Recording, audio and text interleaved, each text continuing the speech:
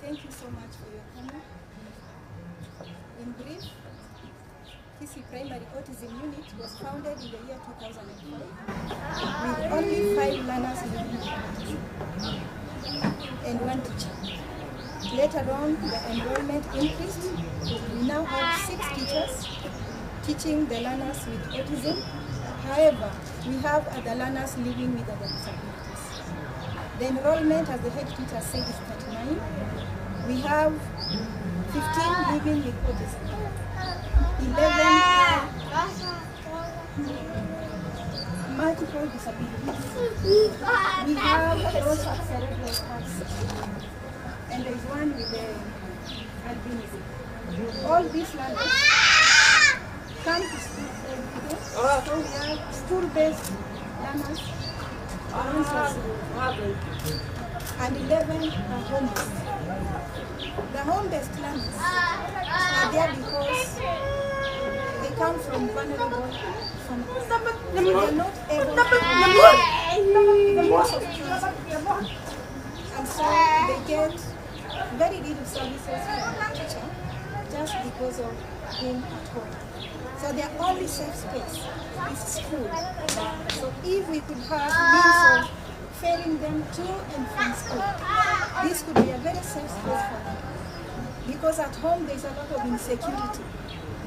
We have also been reported some of the challenges at home, like children being defiled when the parents have left them, going to maybe look for food for them. So these are our learners. I want to thank you so much for the learning and teaching materials that you use. The flip chart there will enable them do some drawing, some painting for purposes of creativity. You also have manila pencils for purposes of drawing. We also have the paint for painting purposes. Thank you so much for remembering our grandchildren with the sanitary pad. This will help them, instead of them being at home during those weeks, they'll be coming to school comfortably. We have learners here who use diapers. Thank you so much, because that will help them. I cannot forget the Kisii. As you can see, the learners living with cerebral palsy, their movement is difficult. So this will help them in mobility. It will also help them for therapy purposes. For real, I cannot forget to thank you because of the food stuff. Indeed, Mom, you were here less than a month ago. You had a we did have food for our learners. May God bless you most abundantly, because this food will help them, give them energy, will sustain them. And my prayer is that after this, Mom, we'll still expect you to be our mother and provide food. Lastly, but not least, I want to request you through your initiative, and it has been our cry, that we get even a bus or a van to ferry these learners to and from school, to give the parents an opportunity to work on other activities for nation building. Thank you so much, and may God bless you most abundantly. These are the teachers and the learner and sitting number. This one, your friends.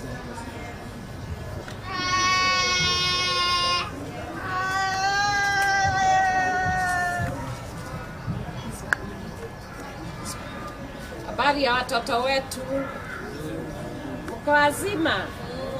Unaendelea? Umepata gari?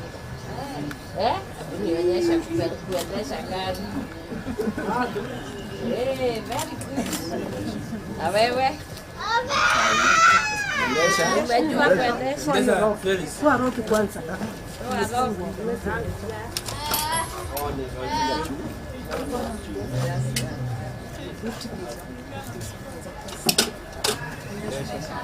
Kuja mbele. Mbele kidogo. Endesha gari mbele.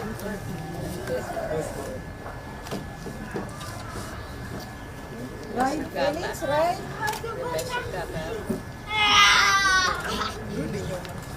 Yeah, very good.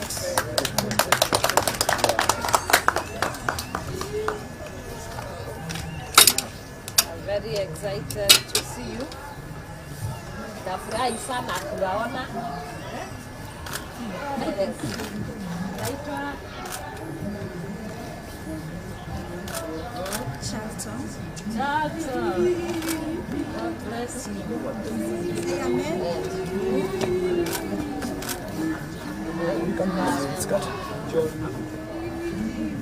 John.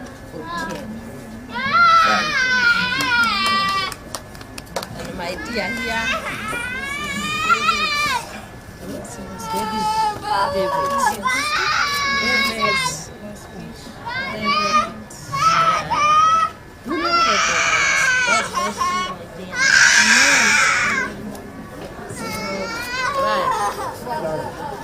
Unataka nimsalimie hata huyo.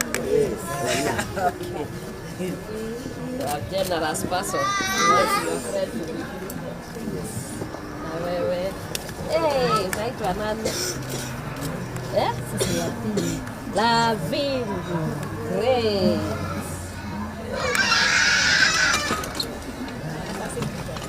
Kwa?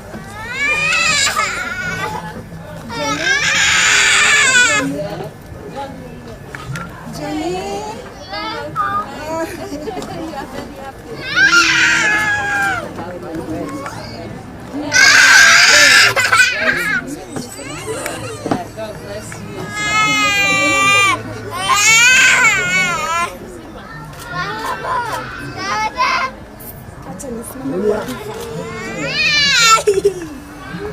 This is our state president.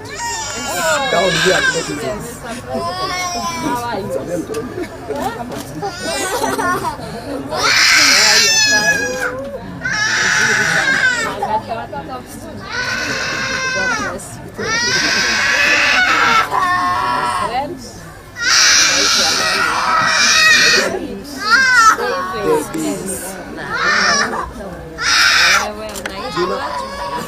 Unaitwa jina yako?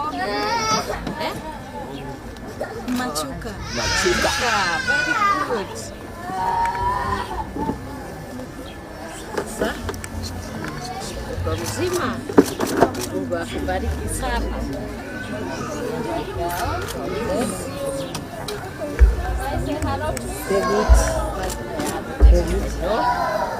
God bless you. God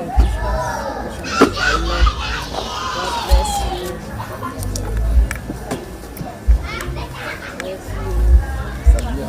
Bless you, Rebecca. God bless you. God bless you. God bless you. God bless you, my dear.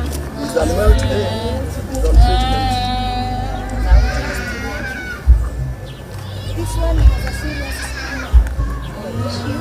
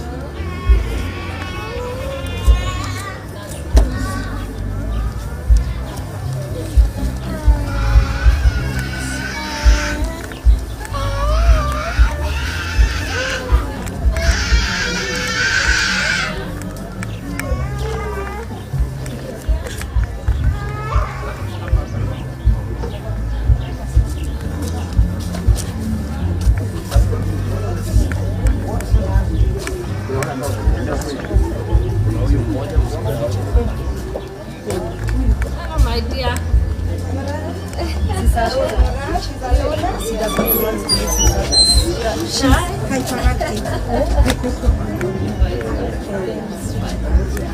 How are you? They are our children, whatever.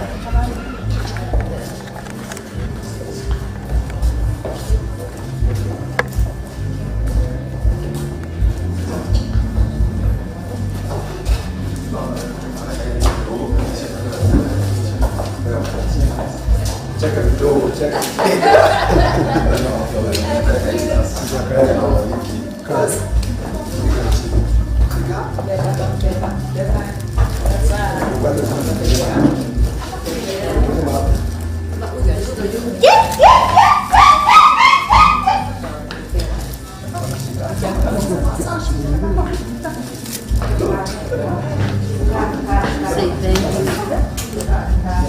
you.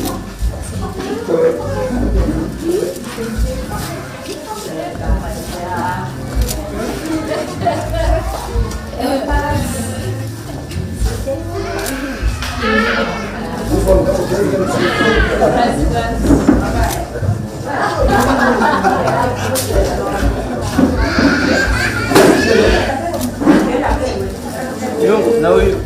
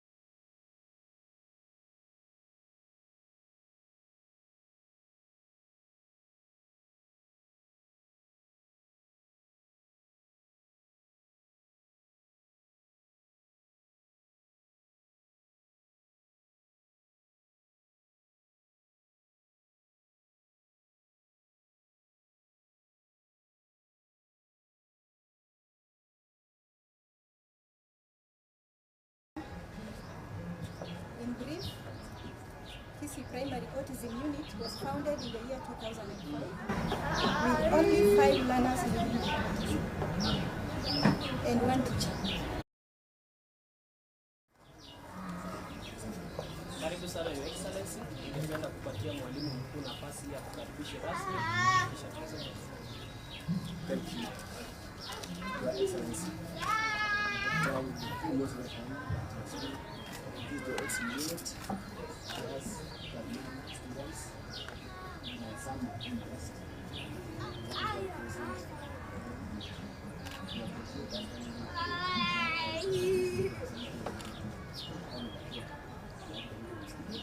This one school in Nasa. Yes, very school around here. Learners come from Smileka,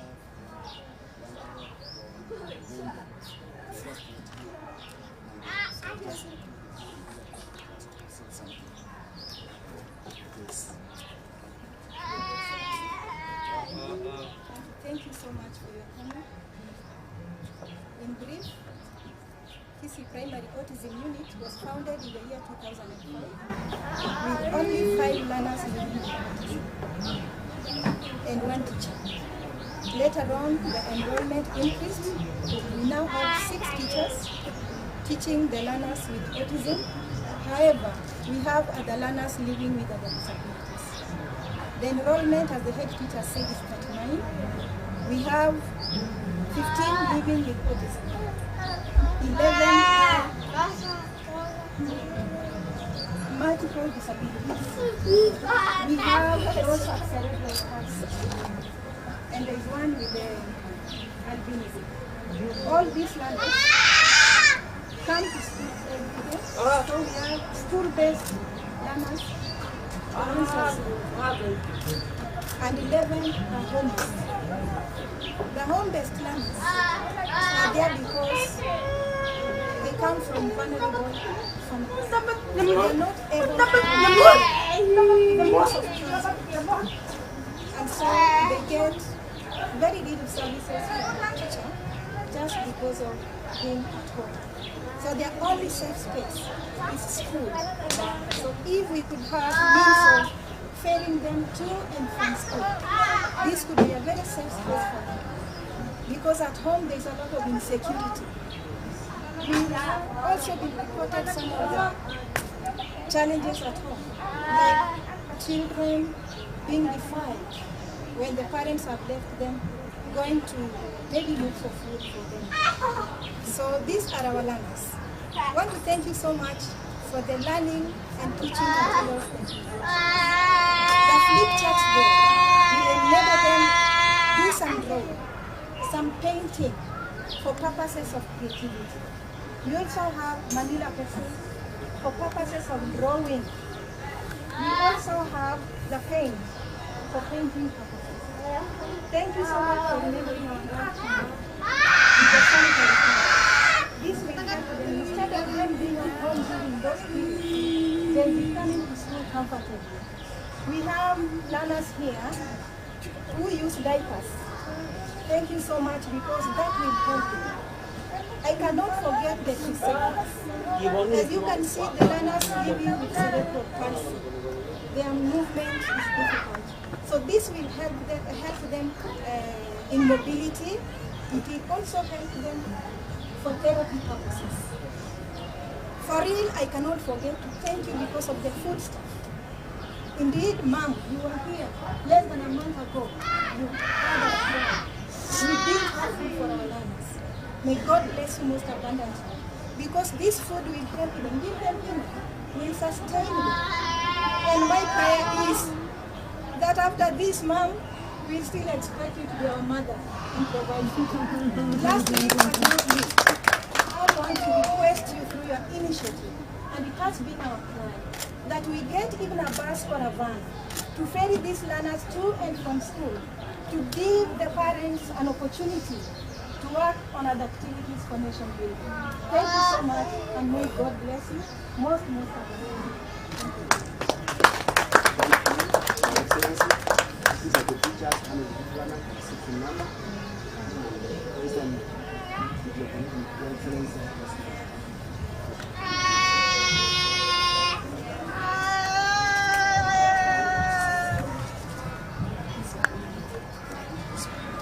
Habari ya watoto wetu, uko wazima?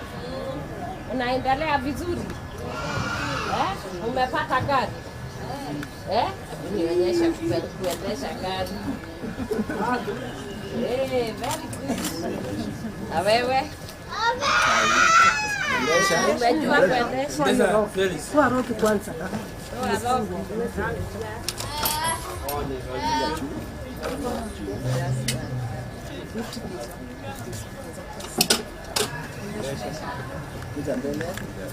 Mbele kidogo.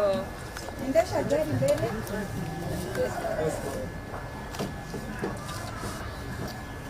Right, Felix, right.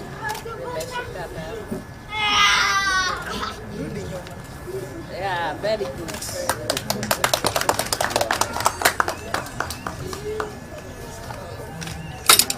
I'm very excited to see you.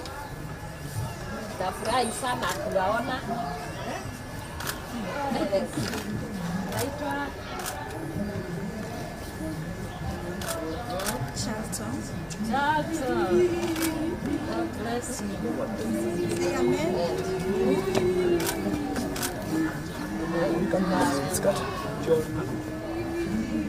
John Otieno. And my dear here,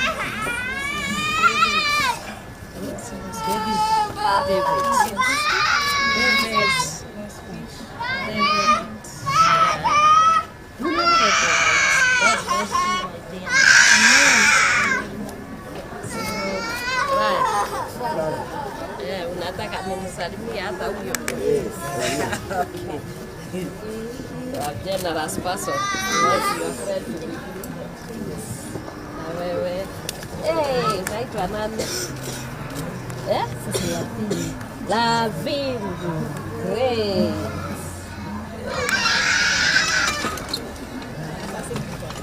Quoi?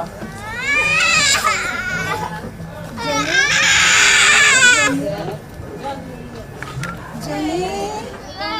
You are very happy.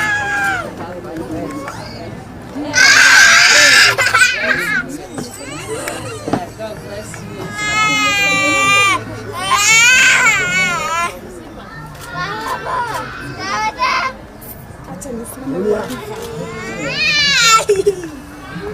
This is our state president. Down here at Portugal. How are you?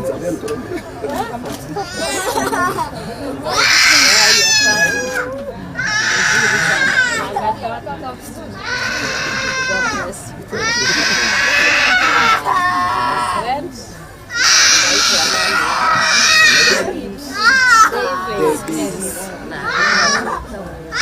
wewe unaitwa jina yako? Machuka. Very good. Sasa uko mzima, Mungu akubariki sana.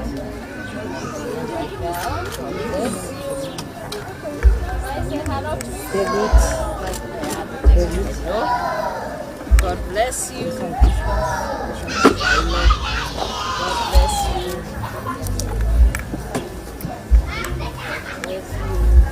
Bless you, Rebecca.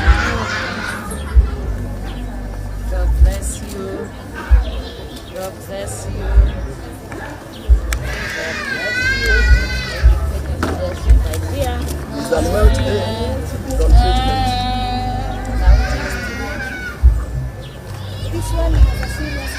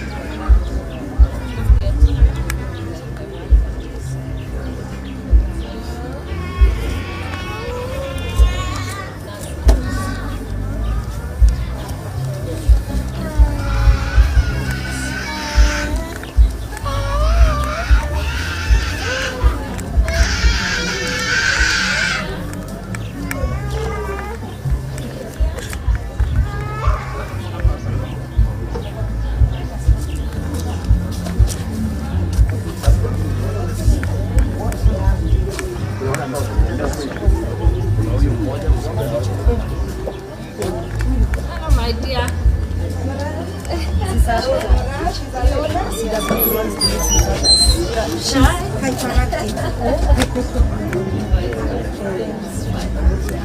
Oh, what is it? They are our children, whatever.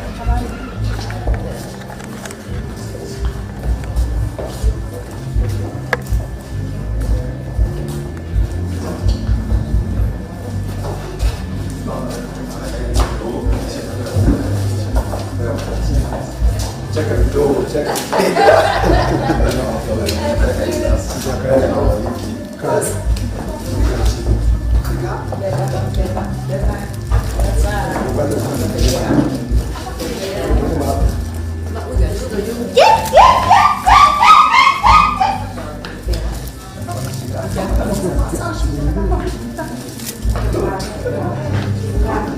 Say thank you.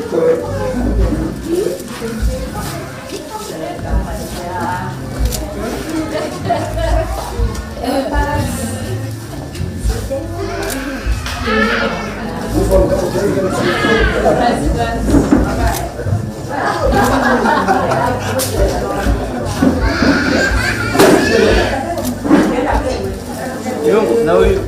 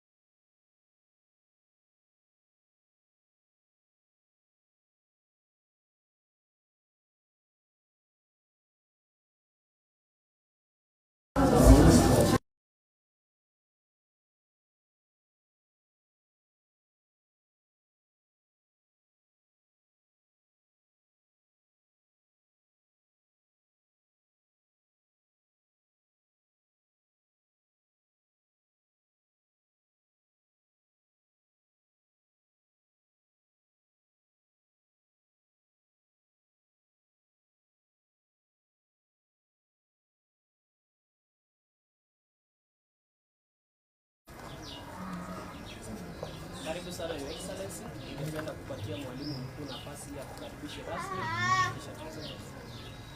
Thank you, Your Excellency. Most welcome. This is the X-Unit. Yes, students. And some interest.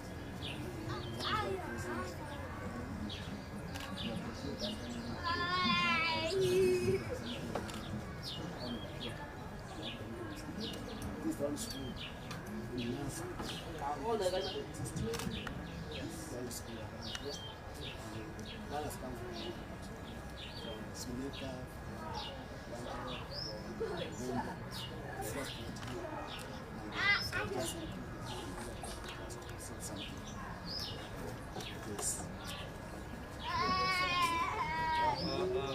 Thank you so much for your comment. In brief, Kisii Primary Autism Unit was founded in the year 2005 with only 5 learners living with autism and 1 teacher. Later on, the enrollment increased. We now have 6 teachers teaching the learners with autism. However, we have other learners living with other disabilities. The enrollment, as the head teacher said, is 39. We have 15 living with autism. 11 have multiple disabilities. We have those of cerebral palsy, and there is one with albinism. All these learners come to school every day. So we have school-based learners, and 11 are home-based. The home-based learners are there because they come from vulnerable families. They are not able to even most of children. And so they get very little services from the teacher just because of being at home. So their only safe space is school. So if we could have means of ferrying them to and from school, this could be a very safe space for them. Because at home there's a lot of insecurity. We have also been reported some of the challenges at home, like children being defiled when the parents have left them, going to maybe look for food for them. So these are our learners. I want to thank you so much for the learning and teaching materials that you have. The flip chart there will enable them do some drawing, some painting for purposes of creativity. We also have Manila pencils for purposes of drawing. We also have the paint for painting purposes. Thank you so much for remembering our grandchildren with the sanitary pad. This will help them, instead of them being at home during those periods, they'll be coming to school comfortably. We have learners here who use diapers. Thank you so much, because that will help them. I cannot forget the Kisii.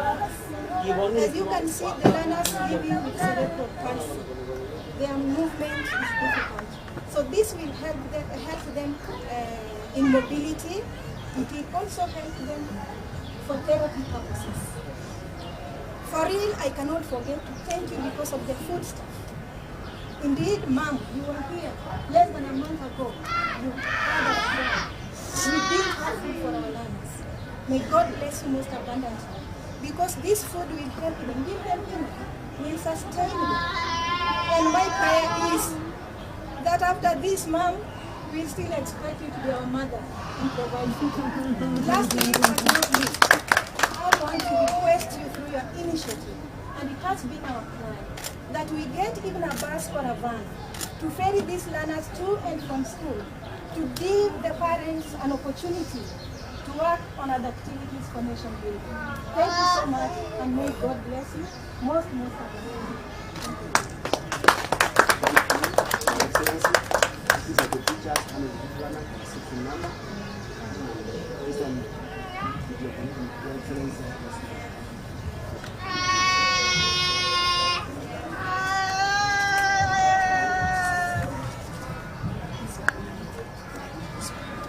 Habari ya watoto wetu.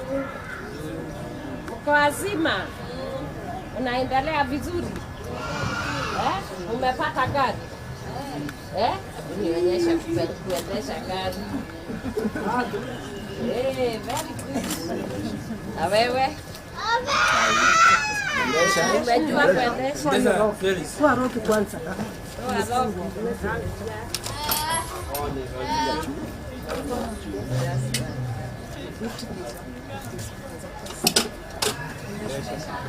Kuja mbele.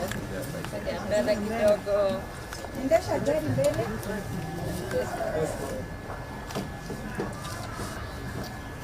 Right, Felix, right.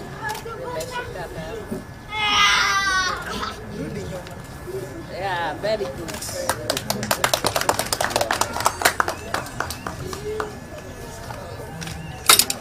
I'm very excited to see you. Nafurahi sana kuwaona. Naitwa Charlton. Charlton. God bless you. Say amen.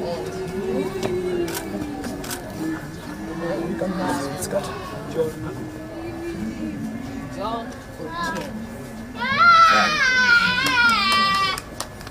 And my dear here.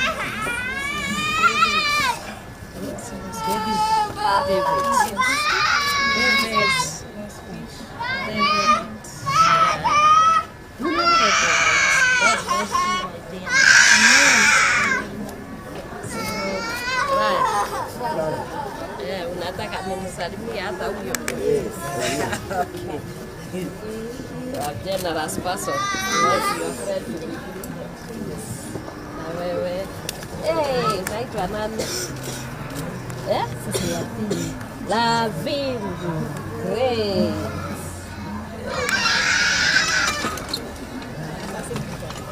Quoi?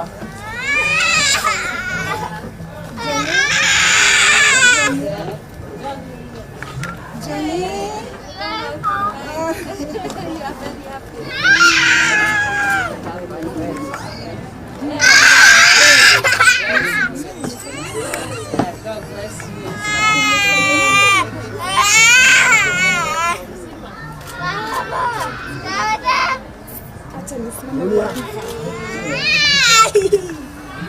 And this is our state president. Down here at Autism. How are you? God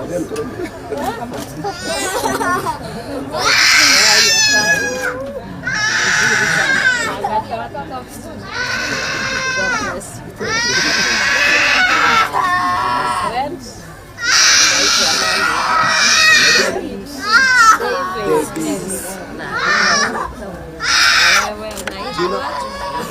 Unaitwa jina yako?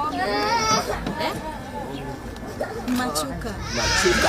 Very good. Sasa uko mzima? Mungu akubariki sana.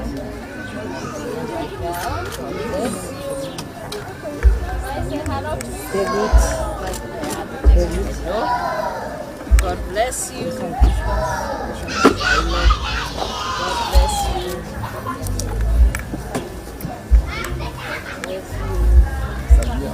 Bless you, Rebecca. God bless you. God bless you. God bless you. Bless you, my dear. He's done well today. He's on treatment. This one has a serious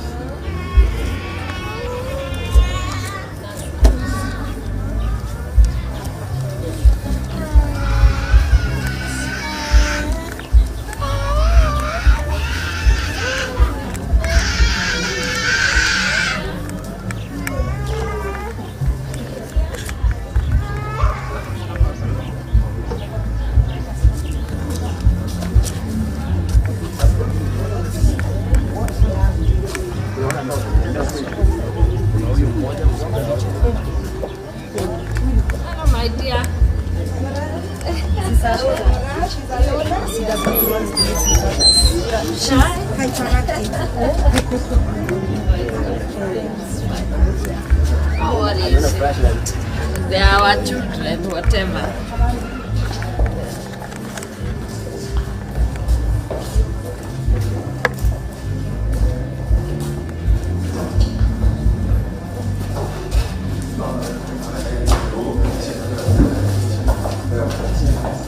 Check it, go, check it.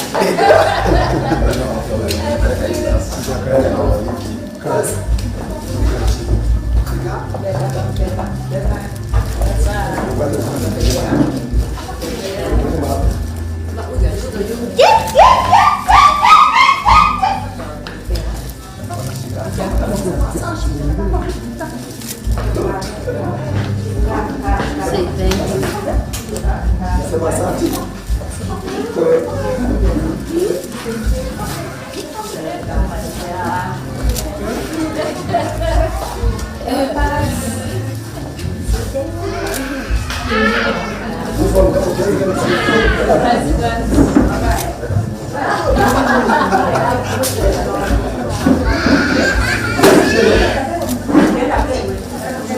Now you.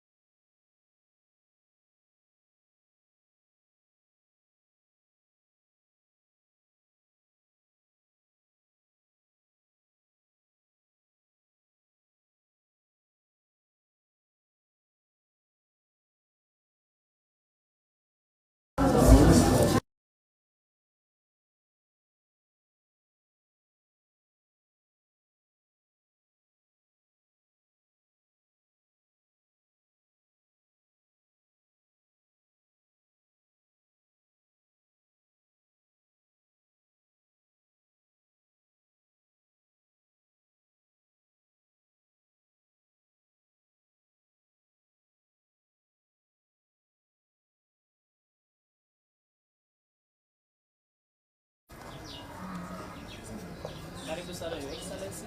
Ningependa kupatia I made it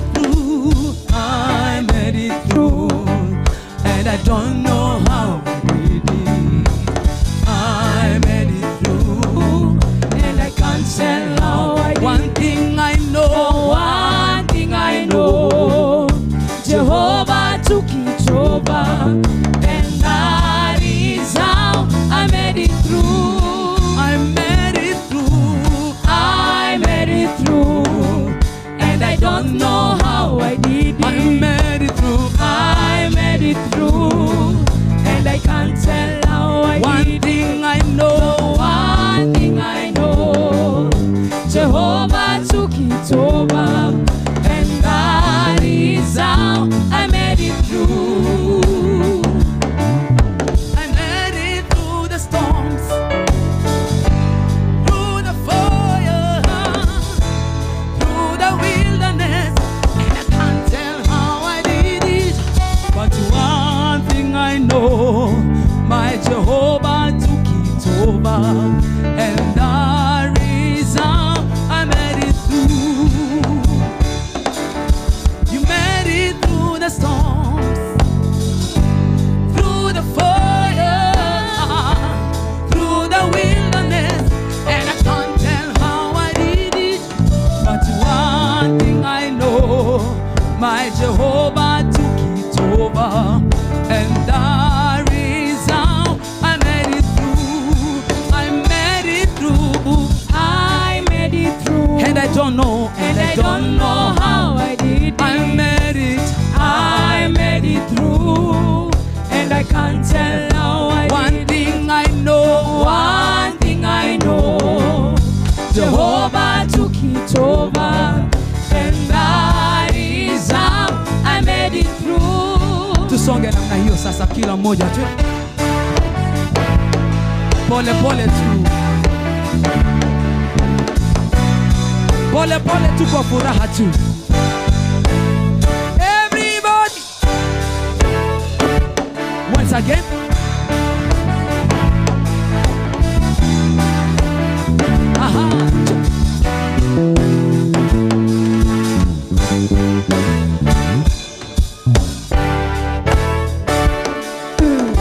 We made it through, and we don't know how we did it. We made it through, and we can't tell how we did it. But one thing I know, Jehovah took it over, and that is how we made it through. We made it through, and we don't know how we did it. We made it through, and we can't tell how we did it. But one thing I know, Jehovah took it over, and that is how we made it through. Hallelujah. You know you are here because you made it through. Bwana asifiwe. We cannot finish praising the Lord until we do it our way. We are in the land of Mbuyamono Nyasai, and that is how we can praise the Lord in our way. Yes, we made it through, but we made it through in a Kisii way, isn't it? Kuja hapa tupatie ile Mbuyamono Nyasai biririata bya Kisii mogogete. Bwana asifiwe. I think today ile lugha Mungu anasikia kabisa ni ya eke Kisii. Sasa tufanya hivyo. Mbuya Nyasaye, Mbuya Nyasaye, Mbuya Nyasaye, Mbuya Nyasaye, Mbuya Nyasaye, Mbuya Nyasaye, Mbuya Nyasaye, Mbuya Nyasaye, Mbuya mono, Mbuya mono, Mbuya Nyasaye, Mbuya mono, Mbuya mono, Mbuya Nyasaye, ndaigura bangina bagoteba, Mbuya Nyasaye, ndaigura bagakaba gotera, Mbuya Nyasaye, ndaigura basaye bagotera, Mbuya Nyasaye, Mbuya mono, Mbuya mono, Mbuya Nyasaye, Mbuya mono, Mbuya mono. Weka mikono.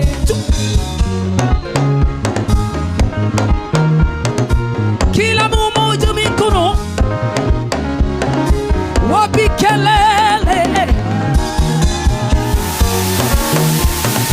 Look here. Kila mmoja mikono namna hiyo. Mbuya Nyasaye, Mbuya mono. Naigure kanisa egoteba, Mbuya Nyasaye, naigura baraiba goteba, Mbuya Nyasaye, naigura barani bagotera, Mbuya Nyasaye, naigura bagakaba gotera, Mbuya Nyasaye, naigura bateri bagotera, Mbuya Nyasaye, naigura barani bagotera, Mbuya mono, Mbuya mono, Mbuya Nyasaye, Mbuya mono, Mbuya mono, Mbuya Nyasaye. Tumwambie Mungu Mbuya mono, Mbuya mono, Mbuya mono, Mbuya mono Nyasaye. Si sasa Mungu amesikia? Tunaweza kuketi katika uwepo wa Bwana. Asante sana. Thank you, praise and worship. Can you appreciate my team? They have done a wonderful job here. Thank you so much. God bless you. Her Excellent Pastor Dorcas, Daktari Mamboleo, baba ya wababa zetu, His Excellency, our governor, our friend, the friend of pastors, the fathers of the land, maskofu ambao mko hapa, mmekuja kwa wingi, mkiongozwa na Daktari George from Eldoret to come and honor our papa here. Thank you so much for coming.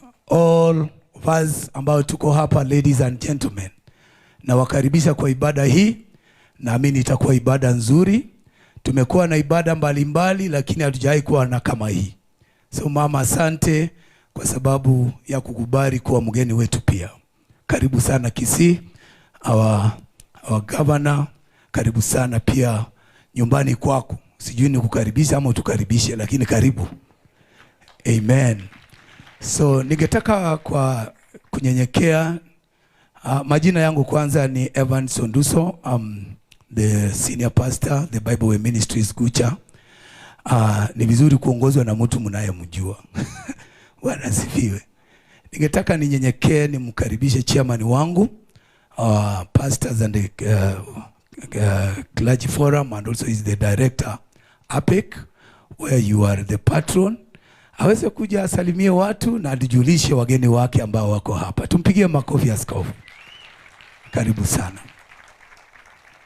Thank you.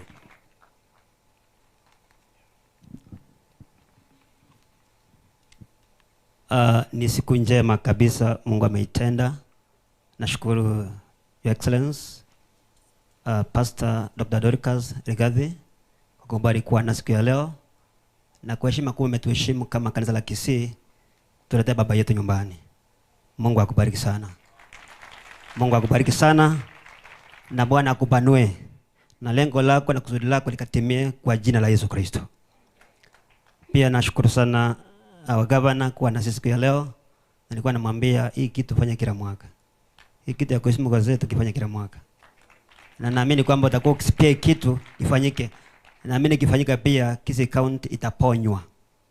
Makelele yataisha. Sasa ambaye itakoma na Bwana ataniwa Kisii. Kwa naamini kwamba baba yetu anapoenda kusimama kuna mengi yanaenda kutendeka. Kisii anga yake inaenda kufunguliwa leo hii.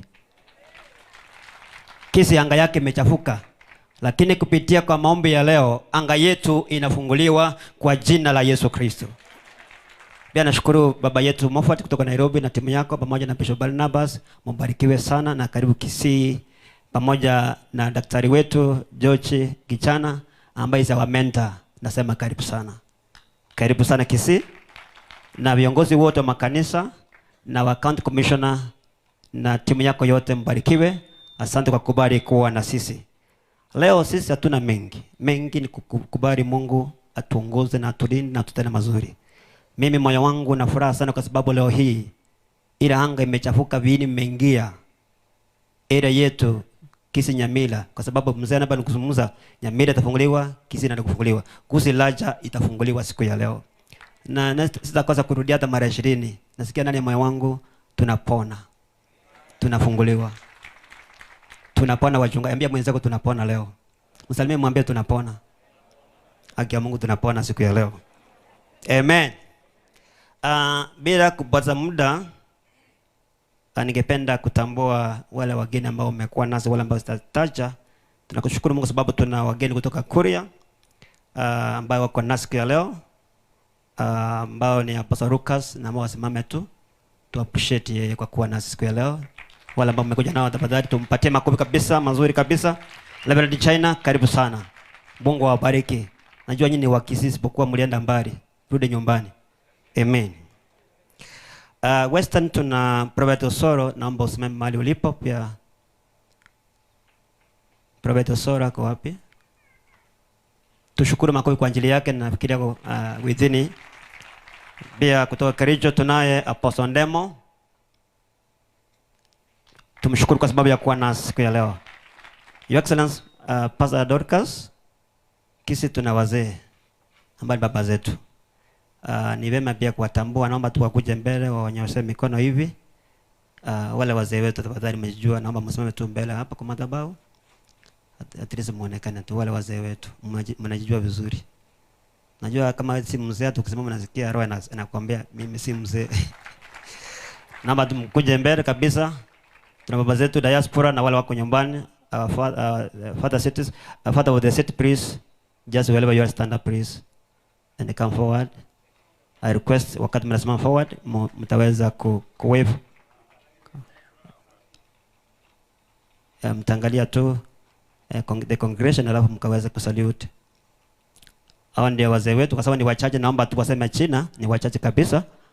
Naomba tu waseme tu jina peke yake. Okay.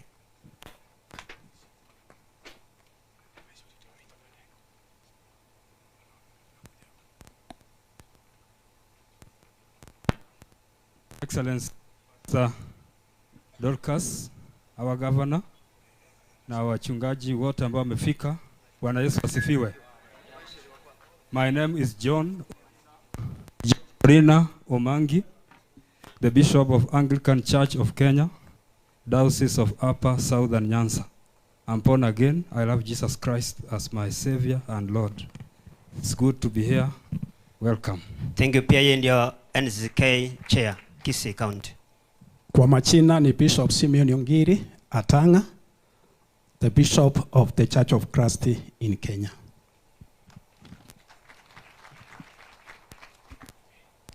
Bwana Yesu asifiwe. Bishop Simon. Hello, mimi ni Bishop Simon Peter wa makanisa ya maeneo ya Western Kenya, Ambassadors for Christ hapa Kisii. Barikiwe sana. Asante. Nami ni Bishop Moisekiri Ndubi, ni Bishop wa kanisa la Kisii Pentecostal Church. Na Mungu awabariki.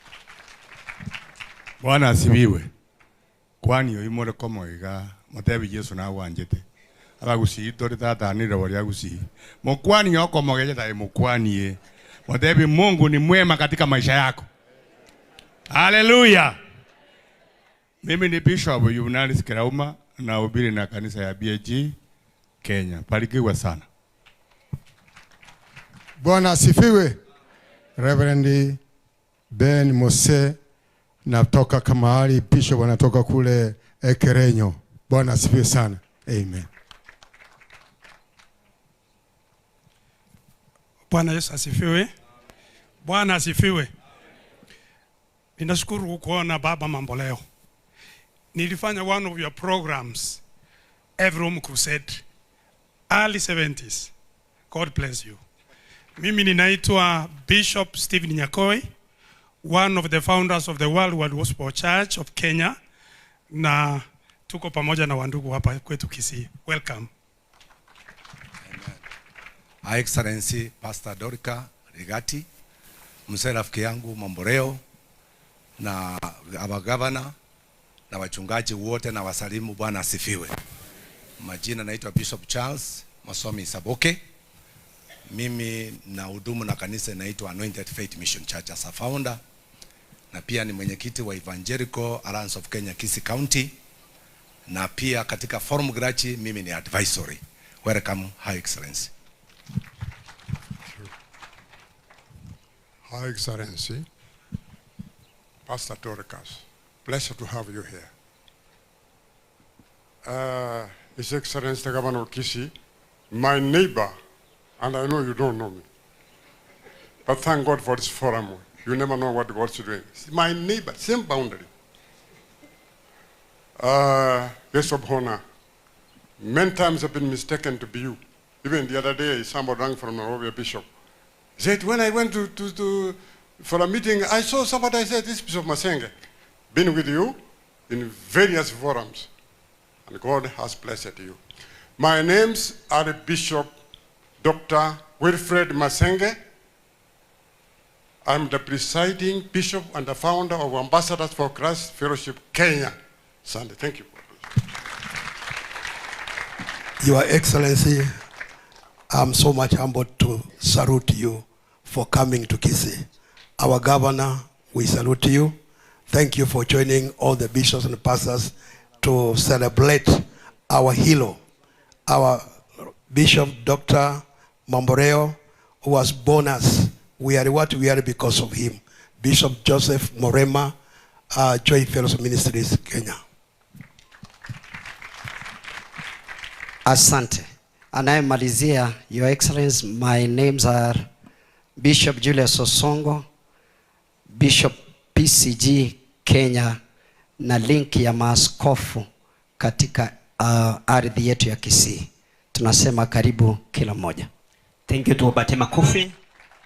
Pamoja nao kuna timu ambaye kusimama, Your Excellency, ambaye ni advisors wa county ya Kisii. Naomba msimame mahali mlipo ili muonekane tafadhali.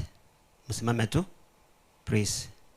Tuwapate makofi ya wazee wale wanatoa ushauri kwa eneo letu la Kisii. Asante sana. Naamini kwamba hamtanipiga, wazee wameongea kwa niaba yenu. Mungu awabariki sana. Kwa mwisho naomba coordinators, sub-county directors wa APEC na mmoja tu pia mseme majina yenu. Sub-county directors. Naanza na mimi, naitwa Bishop Lawrence Nyanugo Mambia, na represent Kisii South na county am the chair. Nataka tumfanye vile nimefanya tu hivi ndio tuende haraka. Mimi naitwa Evans Onduso, I'm the deputy director.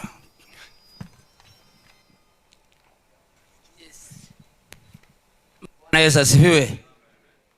Mimi kwa majina ni Reverend Patton Osoro, director Kenyenye sub county. Nje nyingine tunaita BPC, Bomachoge Burabu constituency. Welcome. Bishop Julius Osongo tena, Kitutu Church South. Bishop Samuel Mogire from Masaba South, coordinator na vile vile a chairman of APEC of the sub-county.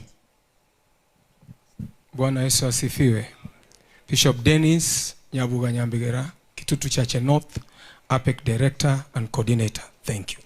Bishop Ontita, Kisii Central Nyalibari Church Sub-County, APEC director and vice secretary. Bishop Albert Ndiki Okea, Sameta Sub-County, director APEC, na pia katika Kisii County Pastors ninayesimamia miradi. Thank you.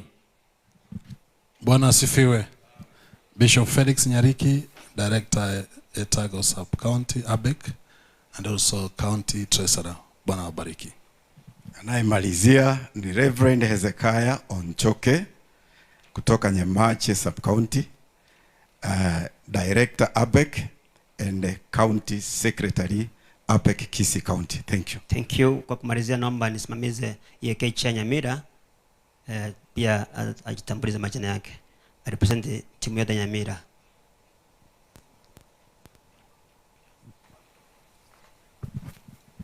Asante sana Chairman, Your Excellency, and the guest of honor, Pastor Mamboleo, and all protocols observed.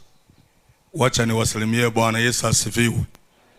Bwana asifiwe tena. Najua mzee hauwezi kunikumbuka. Wakati ulikuwa Kira House, tulikuwa tunakucha huko, ndio nilikuwa mwanafunzi wa Bible School. Tulikuwa na kina Arati na kina Usiemo. Wakati huo tulikuwa tunakucha kwako. Nataka niseme asante sana Chairman. Mzee Mamboleo, hapa wameandika ni kweli, it is Kisii crèche, lakini sana sana ni Kisii crèche. Nyamira hatuja kualika, tutaenda kukualika, ujue hivyo. Nyamira ndio unatoka, na sisi tunakungojea tukulete nyumbani. Wameanza tu kukuleta Kisii, sisi tutakuleta Nyamira, maana ulisaliwa Nyamira. Na wale wote ambao wako hapa wamesaliwa Nyamira, kina George, tunachifunia Nyamira. Nyamira imezaa watu ambao ni wenjiri. Yeye mzee ni wenjiri, basi na yeye ametoka kule Nyamira. Tunawaomba tuwe pamoja na sisi, Mungu atatubariki. Nimesema asante kwa kutualika, lakini mjue nyinyi ni ndugu mkubwa, sisi ni ndugu pia mdogo, na tunapoma letu. Thank you. Nafikiri tumechukua baraka ile kubwa ya kwanza. Nyinyi mtamfanyia mcoming. Tumpate makofi.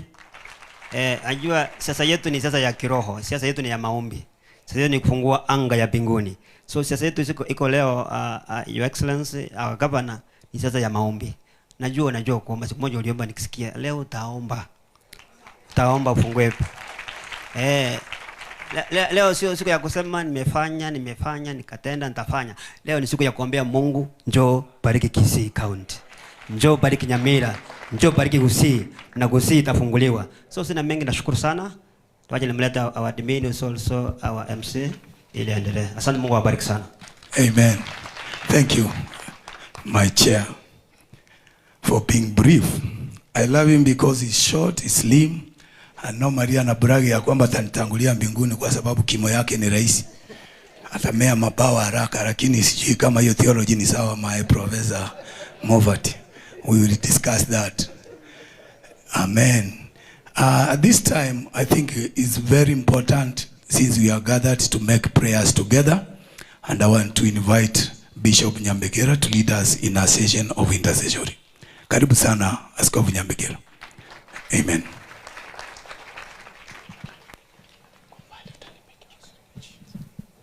God bless you. Thank you, Admin. Your Excellency, Pr.Dorcas, Dr. we love you.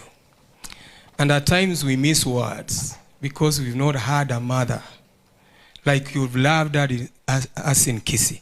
But we thank God that you've agreed to hold us and every time bring us together. We appreciate and say thank you. Today we want to just take time to pray. We are here to just thank God. How we pray that all of us who are here will come to 90 as we celebrate our Dr. Bishop, who is still strong. He walks, he talks, he does everything. Your Excellency Governor, karibu. Natupenda sana na tunakupenda. Tunawaita please, wale wachungaji wetu, unapokuja, tutaomba tu uombe.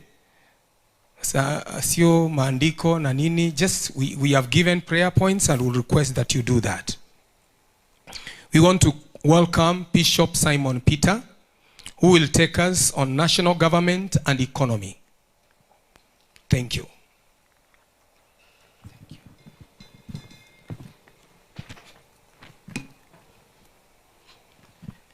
We want to pray for our beloved nation, Kenya, and I request that we stand as we pray for our nation.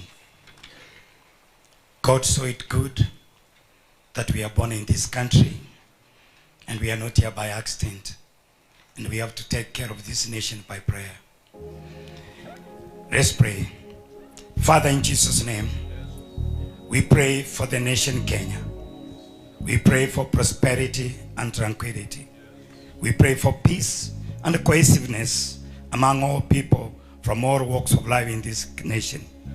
Father, we pray that Kenya becomes a land of freedom, justice, and liberty. Father, we pray that you protect us from all catastrophes and disasters from any other source. Father, we pray that you will frustrate the false prophets, drive the diviners mad, and turn their wisdom to foolishness, and make this country that fears and worships you. Father, we want to thank you that King of Glory, there will be true worship in this nation. There will be altars that will be raised to honor you and to give you glory. We pray to our Father for the wisdom for our national leaders, that the King of Glory, you will guide them and you give them an understanding that will take this country to great heights. We pray for the economy of this nation, my Father. We thank you this far you have brought us, and your name be glorified. As you bless us, let there be peace, let there be tranquility to the glory and honor of your name, for we have prayed in Jesus Christ's name. Amen. Amen. Thank you so much. God bless you, Bishop. That was well done. Kindly, as we remain standing, we welcome Bishop Felix to take us on leadership and county government.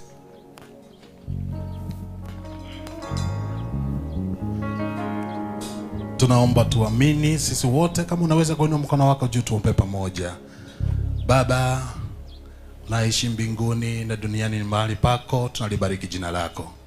Bwana Yesu, wewe ni Mungu mwema na zaidi yako hakuna mwingine. Yehova, tunakuja mbele zako tunakinyenyekea, wewe ukiinuliwa juu na juu zaidi. Bwana, tunaungama dhambi zetu kama kuna mahali tumekukosea, tukijua sisi ni binadamu, tunafanya dhambi kwa njia nyingi. Bwana Yesu, tusamehe. Tunaombea kaunti yetu, Bwana, kaunti yetu ya Kisii, Bwana, tunaomba ikabarikiwe. Namuombea mfalme wa amani, county governor, Bwana, mbariki kwa njia zote zile. Yehova Jire, tunaombea viongozi wote wa county, hata mfalme constituency, Bwana, hata MCAs, wanaofanya kazi katika kaunti yetu ya Kisii, Bwana wabariki, waongoze kwa mambo yote. Bwana bariki watu wetu na bariki nchi yetu na kaunti yetu ya Kisii. Udongo wetu Bwana umetubariki na mvua. Bwana tunahitaji watu wetu wakabarikiwe, familia zetu kama wa Kisii, Bwana tukabarikiwe. Bwana tunaomba kwamba nchi hii na kaunti yetu ya Kisii, Bwana sisi wote tunapofanya kazi, Bwana utusaidie, tuwe na umoja katika kaunti yetu ya Kisii. Jina lako libarikiwe na jina lako liinuliwe siku zote. Ni kwa jina la Kristo ndiye Bwana na Mwokozi niweza kuomba. Amen. Thank you so much, Bishop. God bless you. Just go with it. We want to thank God because of what Mama is doing. Pastor Dr. Dorcas Rigadi with the boy child and Mama Boys, we appreciate. We want to welcome Reverend Ezekiel Njoke to pray for drug, alcohol, substance abuse, so that Mungu atusaidie. Hii maneno ya nyasore imesambaa, almost every youth is smoking nyasore everywhere. We pray that God brings this to an end. Tuombe. Baba wa mbinguni, tunakushukuru kwa kutupenda. Ulimtuma Yesu kwa sababu ya dhambi zetu. Mungu, kuna roho ambazo zimetoka katika kijamii ambazo zimeshika na kukamata watu wa taifa letu la Kenya kupitia kwa ulevi, vileo mbalimbali ambazo zimeharibu tabia na mienendo ya watu wa taifa la Kenya. Bwana, tunainua sauti zetu mbele zako tukitubu, utusamehe kwa dhambi ya ulevi. Wanaotengeneza pombe haramu, wanaolangua madawa ya kulevya, wanaoshirikiana katika uovu wa ulanguzi wote, Mungu wa ulevi, tunatubu katika jina la Yesu. Katika neno lako Bwana tunaona Nuhu akianza kunywa mvinyo, tabia yake ikabadilika, kaleta aibu kwa nyumba yake. Mfalme na mwishowe akamalizia kilaani moja ya watoto wake. Baba, hii ulevi imeleta aibu nyingi sana katika taifa letu. Tunaomba utusamehe.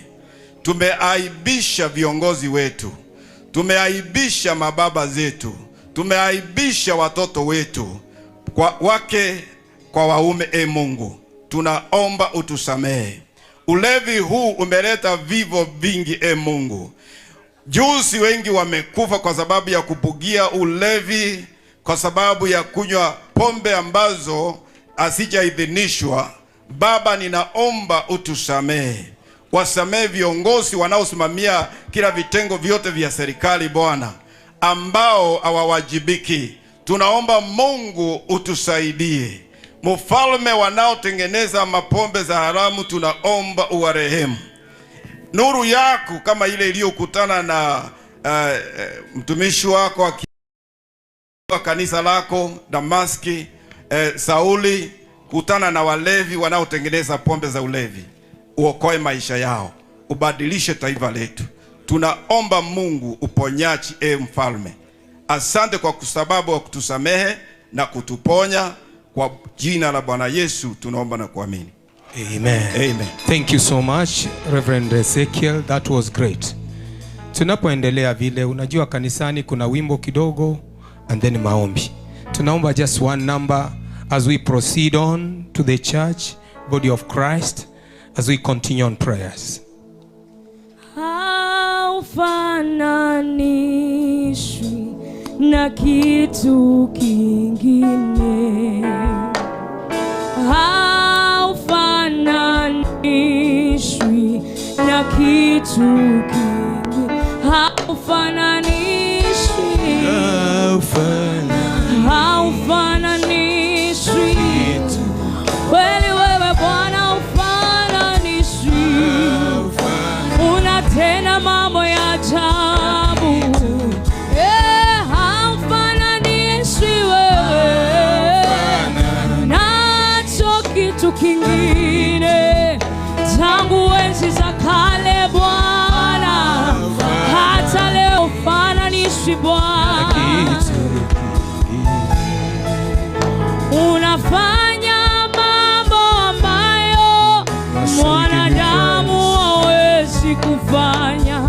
love you. Unatoa faraja ambayo mwanadamu hawezi kutoa.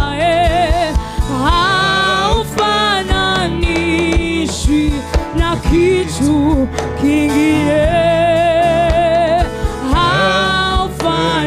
Haufananishwi na kitu. Unafanya mambo ambayo wanadamu hawezi. Unatoa faraja ambayo mwanadamu hawezi. Haufananishwi na kitu. Bwana, haufananishwi wewe. Na kitu kingine. Amen. As we take another number, as we pray on Church Body of Christ by Bishop Stephen Yakoi, please. Tuombe. Mungu Baba yetu uliye mbinguni, ni wakati mwingine tena tunajidhihirisha mbele zako nikilete kundi maharum, kundi ambalo ulipanga liwepo tangu umbaji wa ulimwengu. Kwa sababu ulipomuumba Adamu na Hawa, ulimuumba apate kuwakilisha hapa duniani, lakini akahasi. Ukuachia hapo Bwana, ukapanga tena kuwa na kundi lingine, taifa la Israeli, ili lipate kuwa kuhani duniani. Kundi hilo pia likahasi na likatoka. Na Bwana, hukuchoka, ukamtuma mwanao Yesu Kristo akaja hapa duniani ili apate kuunganisha wanadamu wote, walimwengu wote pamoja, wawe na jina moja, jina ambalo linaitwa kanisa lako. Ingawa tuko na madhehebu mbalimbali, lakini Bwana, tunajua kuna kundi ambalo umesaa, kundi ambalo ni mwili wako, kundi ambalo ni kanisa lako takatifu, ambalo uliweka liwe duniani, na ukasema ya kwamba hakuna nguvu yoyote ya kusimu au nguvu ya aina yote ile ambayo itaweza kuangamiza kanisa lako, na litasimama mpaka milele, lipate kuwa makuhani na lipate kuwa mpatanishi wa watu wote wa dunia, tukingoja wakati wa kurudi kwako ili tuende kuishi pamoja nawe mbinguni. Ninaomba kundi hili lipate kuishi bado. Kundi hili liendelee kutapakaa. Kundi hili la kanisa liendelee kufanya watu wote wapate kukujua na wapate kukuabudu, wapate kukuamini na wapate kuchengeka juu yako. Mungu wetu, saidia kanisa, simama na kanisa, na Bwana mtakatifu, umoja uwepo na uonekane. Ni katika jina safi la Bwana na Mwokozi wetu Yesu Kristo tunaomba na kushukuru, na wote tuseme Amen. Thank you. Makofi mazuri kwa Yesu. As we get Bishop Samuel Mogire praying on the clergy.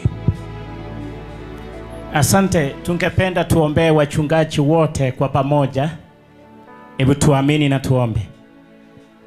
Baba wetu, katika jina la mwanao mpendwa Yesu Kristo, tumesimama mbele zako siku ya leo. Tunawainua watumishi wako ambayo umewatenga, umewaweka kando kwa kazi takatifu, kazi ya kuchunga mioyo ya watu wa Mungu. Tunawaombea viwango vyote vya wachungaji hawa. Tunaomba busara, tunaomba discernment, tunaomba hekima na maarifa uliyempatia Sulemani, ukampa Yusufu akiwa Misri, ukampatia Daniel akiwa in the land of captivity. Bwana, tunaombea familia zao, naombea wake zao, watoto wao, ukaweze kuwalinda, ukawape afya nzuri, afya ya kiroho, afya ya kimwili, afya ya kihisia. Ukawasaidie watumishi wako wanapofanya kazi yako. Bariki kila mmoja, maana tumeomba kwa Yesu Kristo Mwokozi wetu, na sote tuseme amen. Amen. We just want to take time to thank God because of our chairman, the one who has brought us here today, Wilson Mamboleo Daktari. We want to pray for his health, his family and ministry, done by Bishop Ezekiel Ndubi. Wenzangu, and all of us who are here today because of this beloved man of God. In Psalms 115, verse 14, I say this to be a prayer. May the Lord cause you to increase, you and your children. May you be blessed by the Lord, the maker of heaven and earth. Mungu, wewe uliye na mamlaka yote, wewe ambao una mwisho na una mwanzo, unachaa dunia nzima. Ni wewe uliyetuumba sisi, ni kazi ya mikono yako. Bwana, tumeungana pamoja kusema asante kwa huyo mtumishi wako, jinsi ulivyomwokoa ukamlinda, akaingia kwa ndoa, akabarikiwa, akapata watoto, na hadi leo ameendelea kuongeza kuwa na wachukuu. Bwana, wakati huu tuko na yeye hapa mbele, Bwana, katika jina la Yesu, bariki huyu mpendwa kiafya, anapotembea kule na pale. Bwana, tunaomba upako wako uwe juu yake, ili siku zote ambao hako hai awe na afya nzuri, kufurahi na watu na watu kufurahi na yeye. Bwana, tunaombea jamii yake,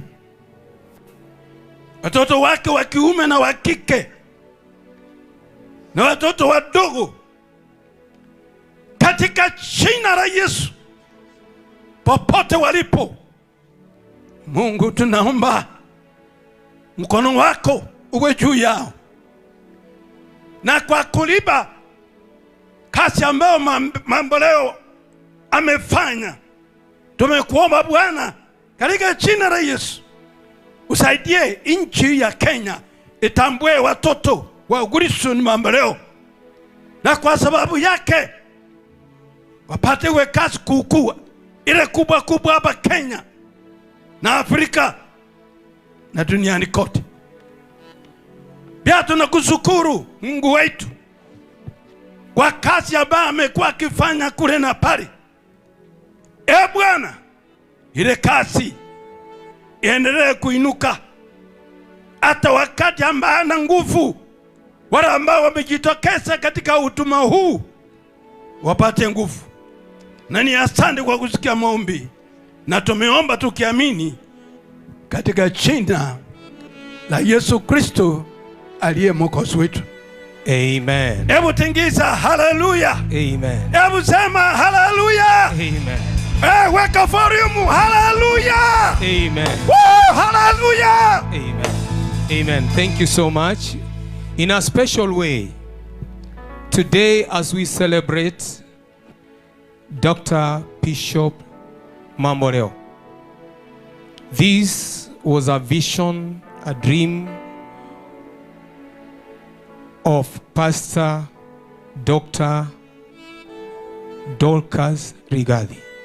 We want to pray for wisdom, for favor, for the grace of God, for the abundant grace to be upon her and our office, as we welcome Bishop Julius Onsongo to do that. Thank you. Amen. Shall we raise our hands as we complete these prayers and as we pray for the office of the spouse of the Deputy President, Her Excellency Pastor Dorcas Rigathi. Just say one prayer before the Lord this morning, and that the Lord God will bless that office as we finish in the name of Jesus. Thank you, King of Glory. Our Father and our God, in whom all things consist, we gather before you this afternoon from the land of Kisii, an altar raised for you today as we honor your servant, dear Father God, the Father that you have given us. A vision and a dream that has been brought up to us, Lord, through the office of the spouse of the Deputy President, our Excellency Dr. Dorcas Rigathi. We lift this office before you, dear Father, with our mama just here today. We thank you because, Lord, before this office, Lord, you are. And so we'll dedicate this office to you, dear Father God. And we pray that, Lord God, you bless your servant. We pray that around her you give her people full of wisdom, men and women that can be able to lift and raise her hands as she follows the dream and the vision that you have given her, Lord.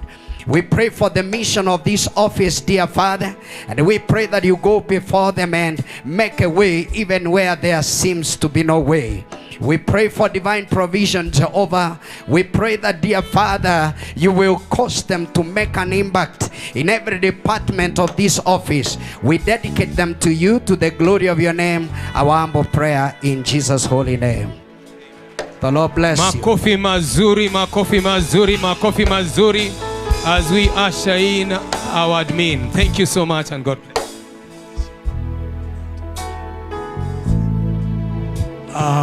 While we are standing, you know, if we cannot pray for our governor, we have not finished prayers.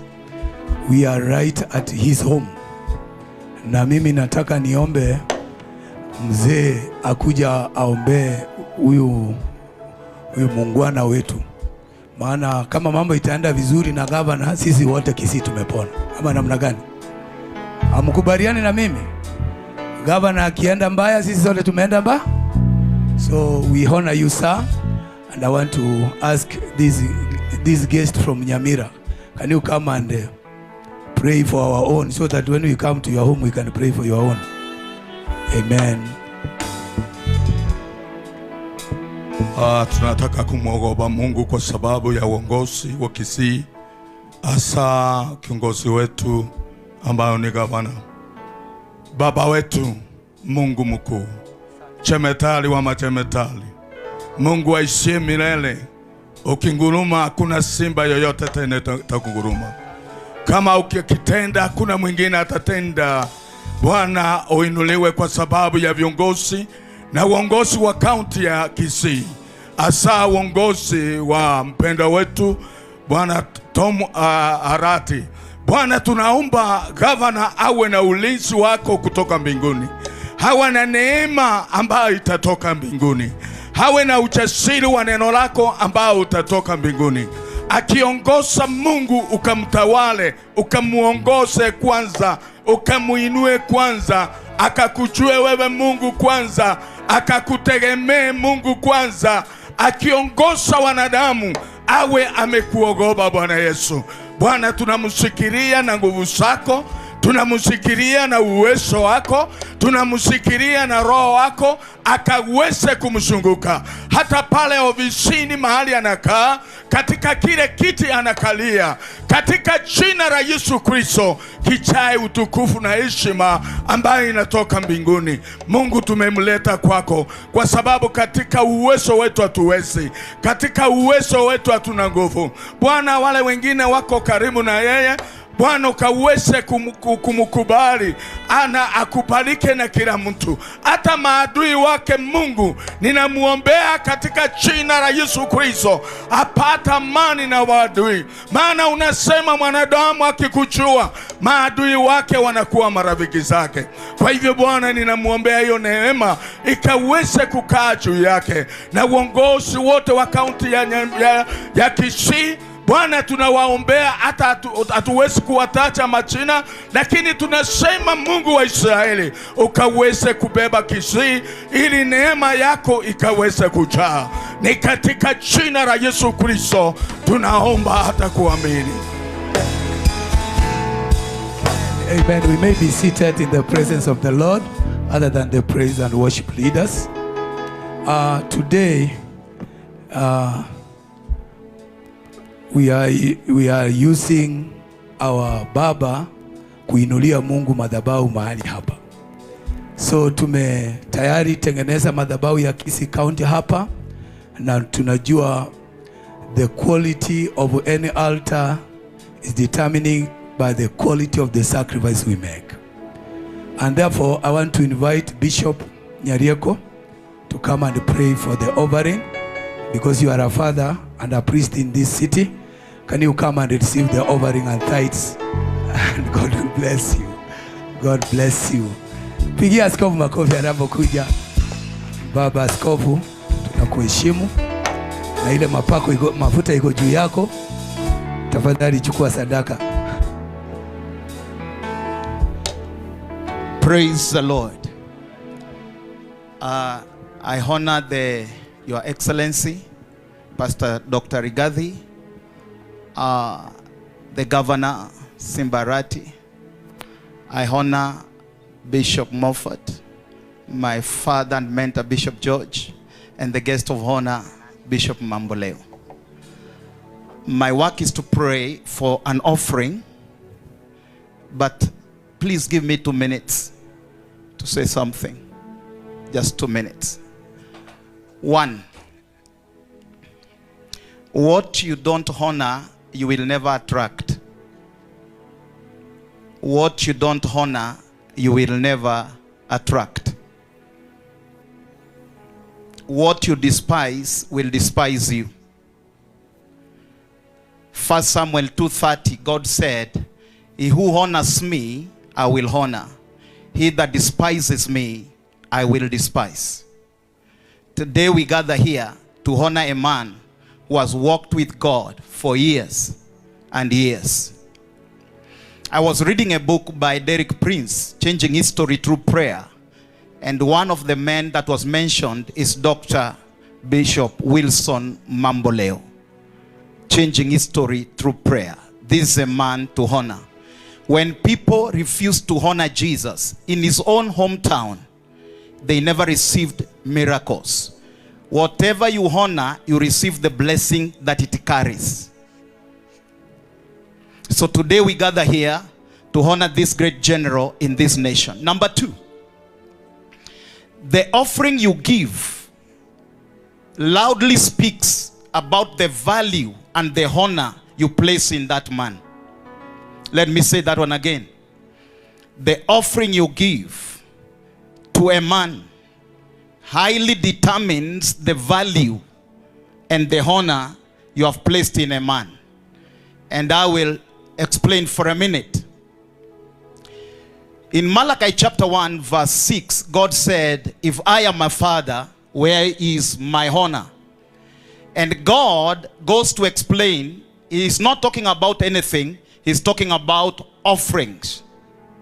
And he said, the offering you are giving today, take it to your governor, Simba Arati, and see if he can be able to receive that offering.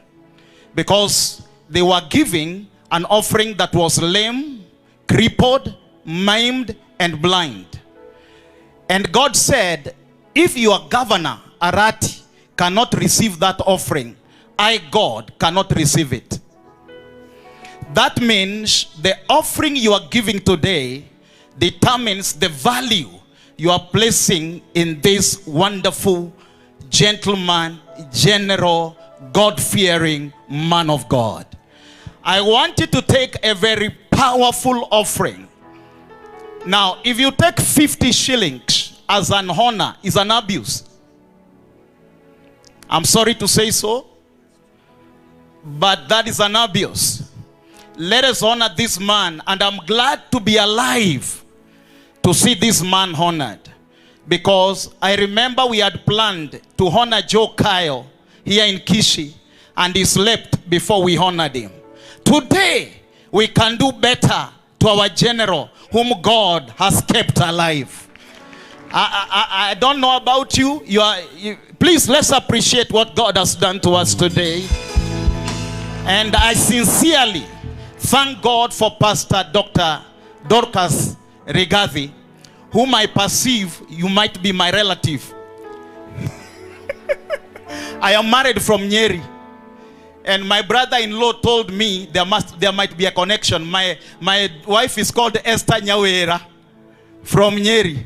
So please, I finished all the cows. Don't take your daughter. Please, I want us to give the best offering that we can. I believe we prepared from home what we are going to give to this wonderful general. I believe some of us have money in our offerings, in our funds, and I pray that the number that is required to be on the screen, where some can be able to send an offering to honor this general, hopefully. I don't know whether there are baskets around to honor, to give an offering.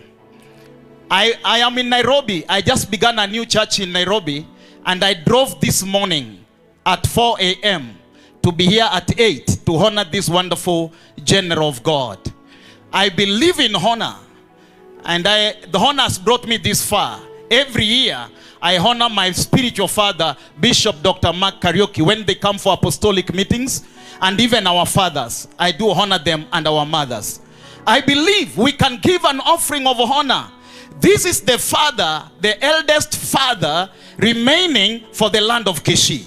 Can we do something that will touch the heart of God? Can we do something that will touch the heart of God? God looks at the offering you give.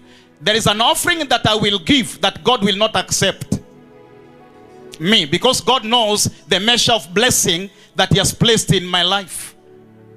So don't give below your standard. Give according to your measure, and the Lord Almighty shall bless you. Shall we rise in honor to pray for an offering? Now, our Father will... Father, you may be seated if you don't mind. 2 Chronicles 31 verse 10, the Bible says, and Azariah received the offering from the people of God. And they said, and they have brought more than enough. And Azariah blessed them. And the Bible says they were blessed and there was more than enough. As the man of God, our Papa, prays and receives our offering of honor, I pray it will not be an embarrassment. And I pray that as he prays over us, may the blessing of God come upon Kisii, come upon every church, come upon every believer, come upon our county, and may the doors of heaven be open over us to the glory of God. Can somebody say a better amen? Shall we pray? Our Father and our God, in the name that's above every name. Your word says in Proverbs 3 verse number 9, honor the Lord with your substance. Lord, we understand that giving is honor. And I pray that in the name of Jesus the Christ, as we give an offering to honor your manservant, Dr. Wilson Mamboleo, I pray we are honoring you because you walk and live in men. I pray that the blessing of God in the life of your servant shall come upon the land of Kisii. Let every curse be broken. Let the windows of heaven be open over the land of Kisii. Let showers of blessing come upon every church, every man, every woman. Lord, I pray, let every curse be broken. Let the devourer be rebuked. And I pray that let the nations of the earth call Kisii land blessed. So shall it be. In Jesus' mighty name we have prayed, and we all said, amen. Please shout a better amen. Now, this is how we are going to do it. Those of us who are in the front line, we can bring our offering to the front, but the rest, the ushers will be in our midst. We may be seated. God bless you. We shall be bringing our gifts and whatever we want to honor Bishop with later after the service, but this is a church offering. Honor the Lord, and God bless you.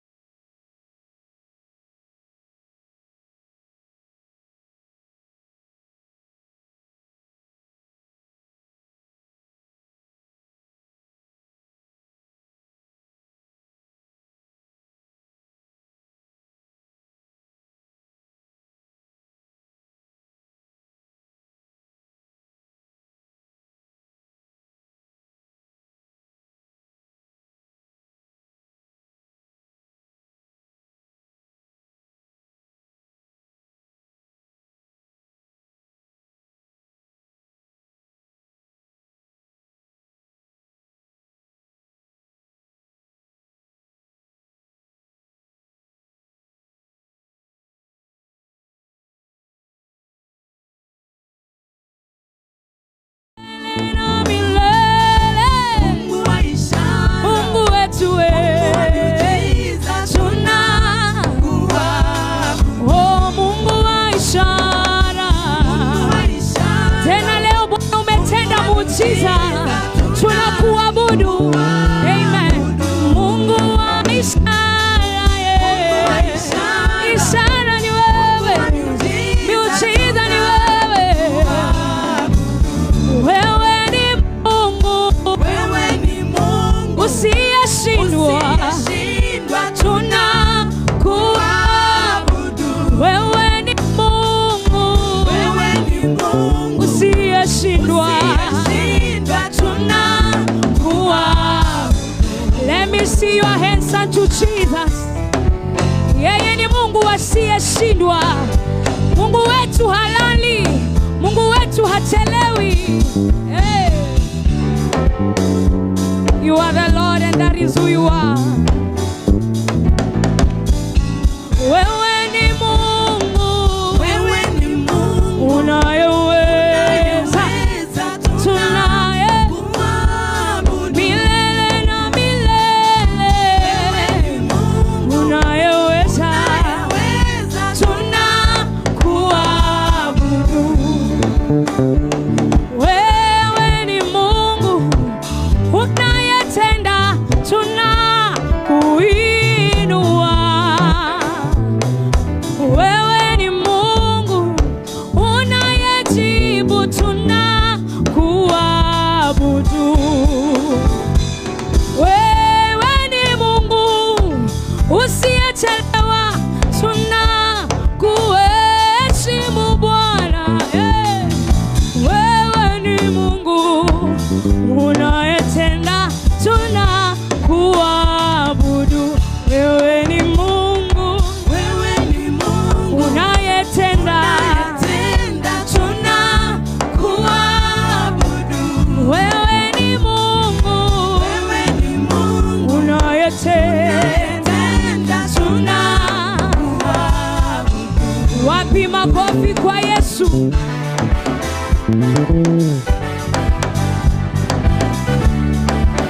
Mikono, pigia Yesu makofi tu.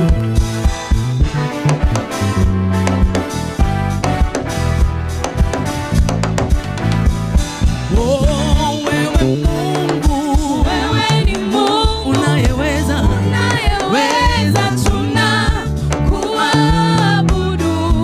wewe Mungu, wewe ni Mungu unayeweza, tunakuabudu. pigia Yesu makofi mazuri, pigia Yesu makofi mazuri. I made it through and I don't know how I did it. I made it through and I can't tell how I did it. But one thing I know, Jehovah took it over, and that is how I made it through. Everybody, I made it through and I don't know how I did it. I made it through and I can't tell how I did it. But one thing I know, my Jehovah took it over, and that is how I made it through. I made it through. I made it through, and I don't know how I did it. I made it through, and I can't tell how I did it. One thing I know, Jehovah took it over, and that is how I made it through. I made it through. I made it through, and I don't know how I did.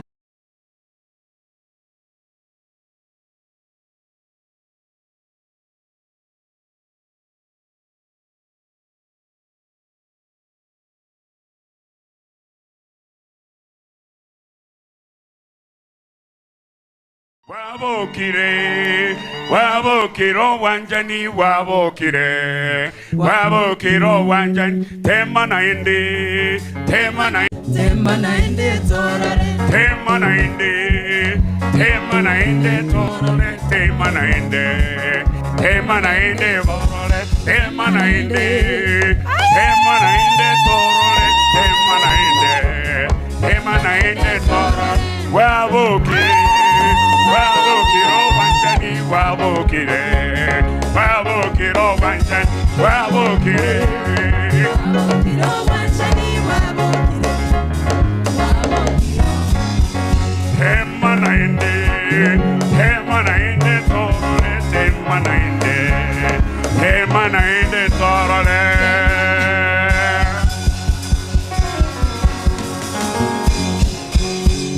We may be seated. Your Excellency, I was singing one of the traditional songs. It's not demonic. It's just reminding us our history. That first love has been rejuvenated again. And I stand here, I'm almost weeping.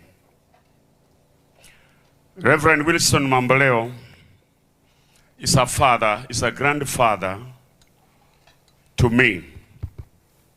He affected my life when I worked under him.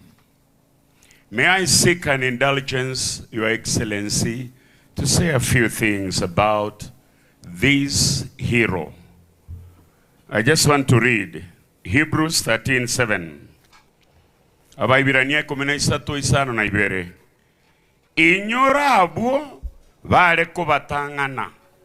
Aba batebetie lingana lya Nyasaye.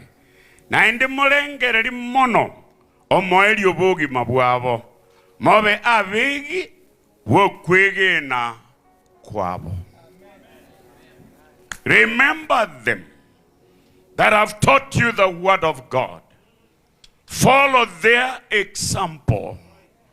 The opposite of remember is forget. Years ago, a man by the name Jokayo Nyakango came to Kisii. He did great conventions and meetings in this great land.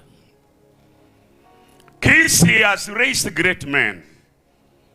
The first person to go to the Commonwealth Games was Nyanti Kamayoro, Areli Onentia. Some of the people that have broken world records are people like Charles Arati.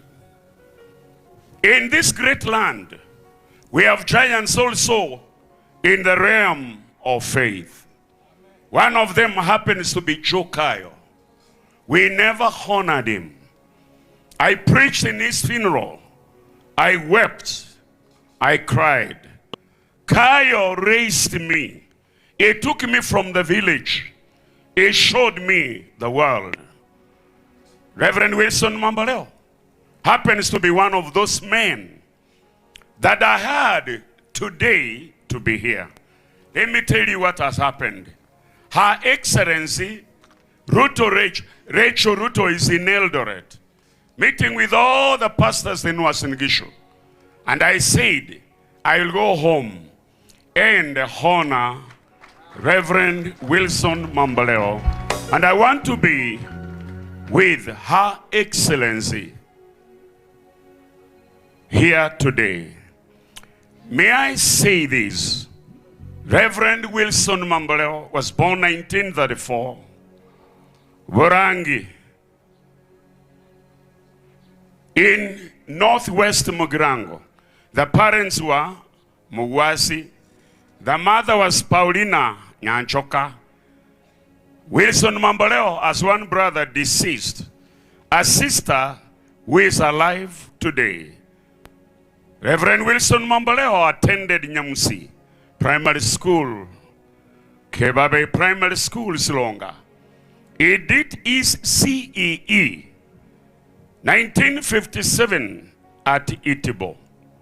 Mamboleo got married to his dear wife, who is now gone before the Lord, Priscilla Nyanchera. The wedding was 1952. Anything I'm saying here, I have interrogated Reverend Wilson Mambaleo.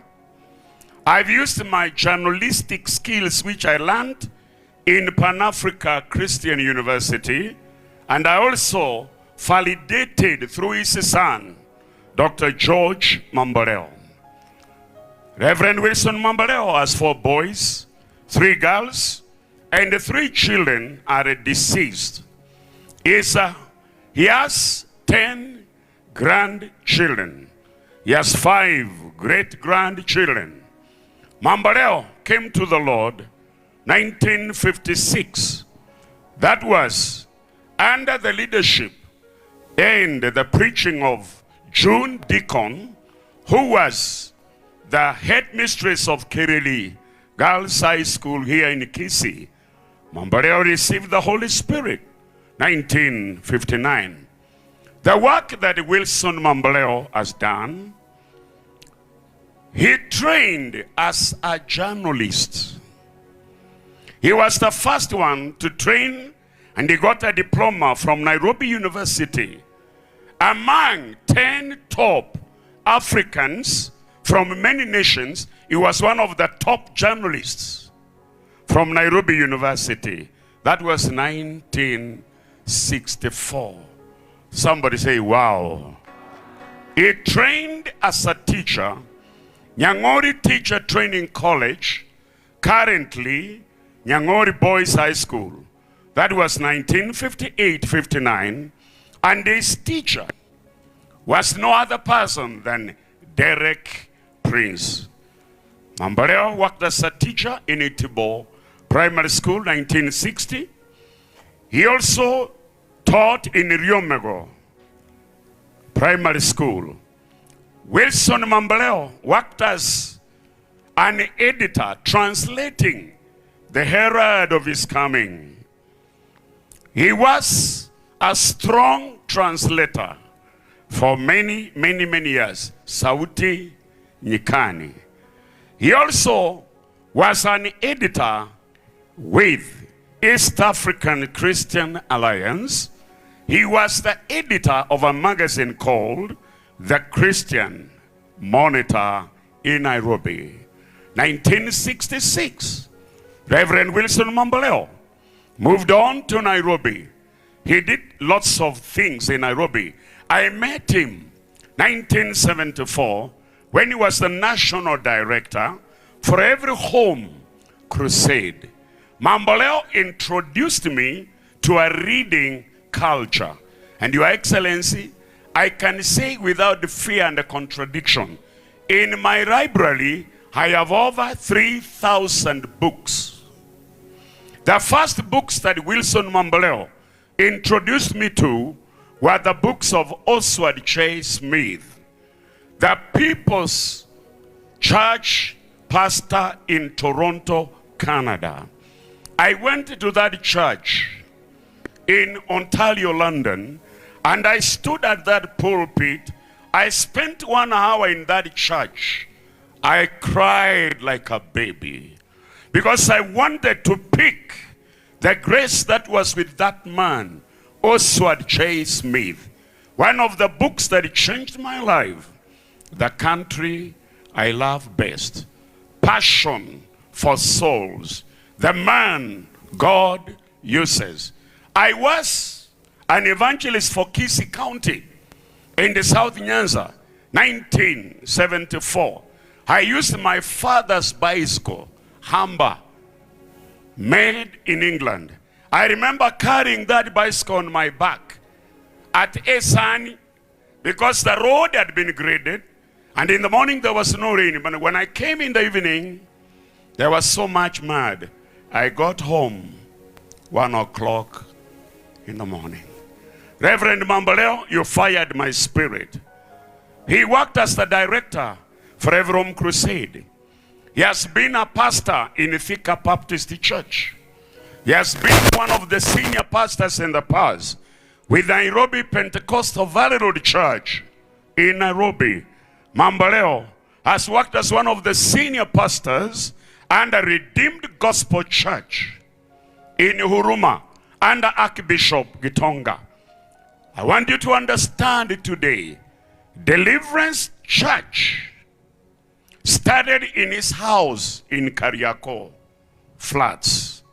He was among the founding leaders with the late Apostle Joe Kyle. That was 1969, 1970, before Deliverance Church moved on to one of the hotels near Jivanji Garden Hotel. Mambaleo founded the Four Square Church, where they worked with the late Mahiri. I want to say today, Mambaleo has authored books, Prayer That Touches the Heart of God, Intercession, My Mandate to the Nations. This is his autobiography. Mambaleo has written a book, Say Unto This Mountain, a collection of these great sermons. Here I am, Lord, send me. Meeting with God on your knees. May I say here today, these books, you can get them between 300 Kenya shillings and 500 shillings. I talked to his son, Dr. George Mambaleo. He told me they are producing about 48 books that will be launched when this big ceremony takes place in Nairobi. Mambaleo has been in the media with the KBC. He used to run a program to Maini. He has been very strong on the social media. What does Mambaleo leave behind as we celebrate him in his 90th birthday? He leaves behind handwritten sermons, typed, which have been preserved since 1960. Please put your hands together and appreciate this giant. His books are coming out shortly. Mambaleo is a soul winner. He has a teaching ministry, a command to the word of God. He has led in prayer nationally and internationally. Mambaleo has encountered the greatest person in his life, the Lord Jesus Christ, the Holy Spirit. Mambaleo is not just another person we can easily wish away. Yes, Derek Prince shaped his life. He had encounters with the people like Nicholas Bengu from South Africa and Gumede.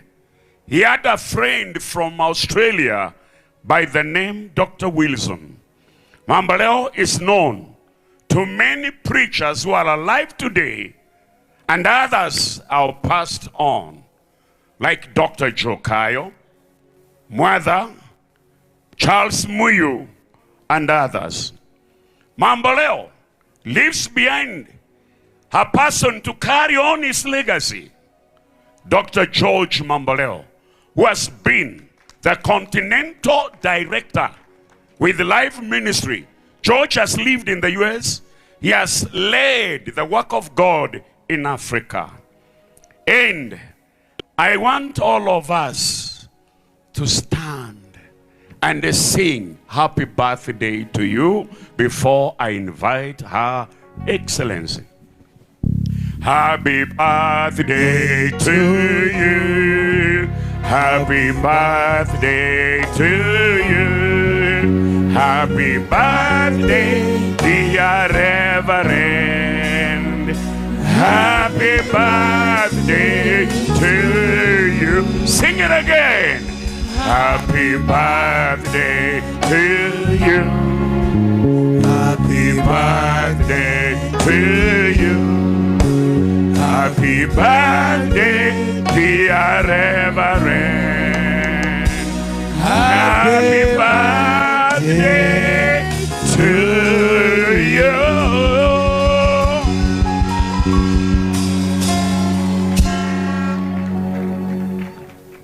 standing. Reverend Wilson Mamboleo, the best we can do is to salute you as a hero. In our generation, your footprints are clearly marked on the sands of history. Today, people are attending your birthday. The wife of the Deputy President of the Republic of Kenya, the Governor of Kisii County. No, leave that one here. She will speak from here. Put it down. Pastors from every background.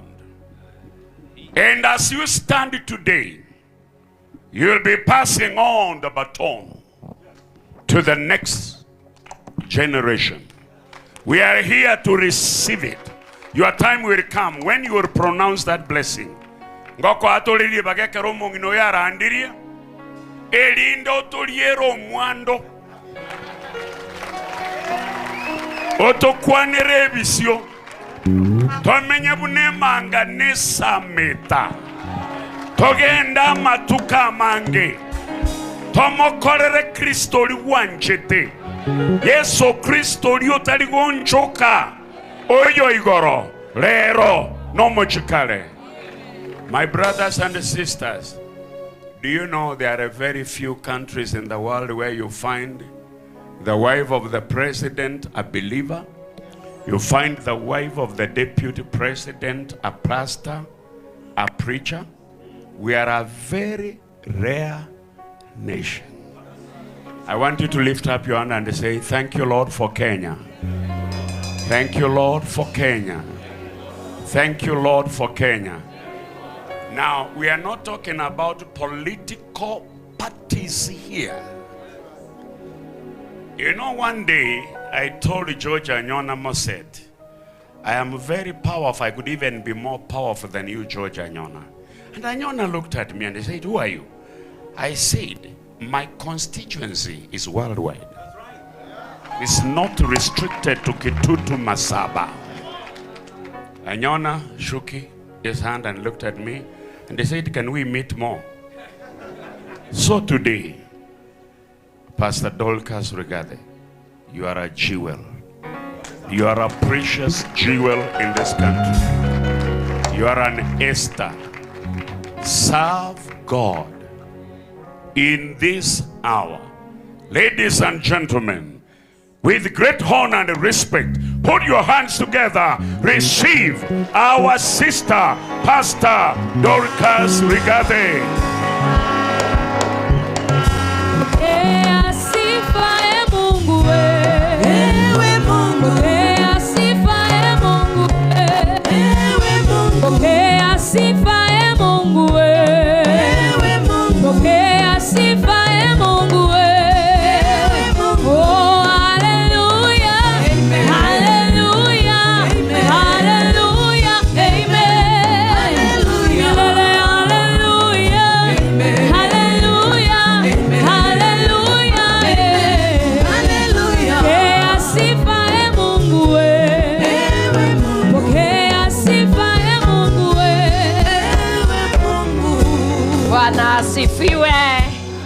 Praise the Lord.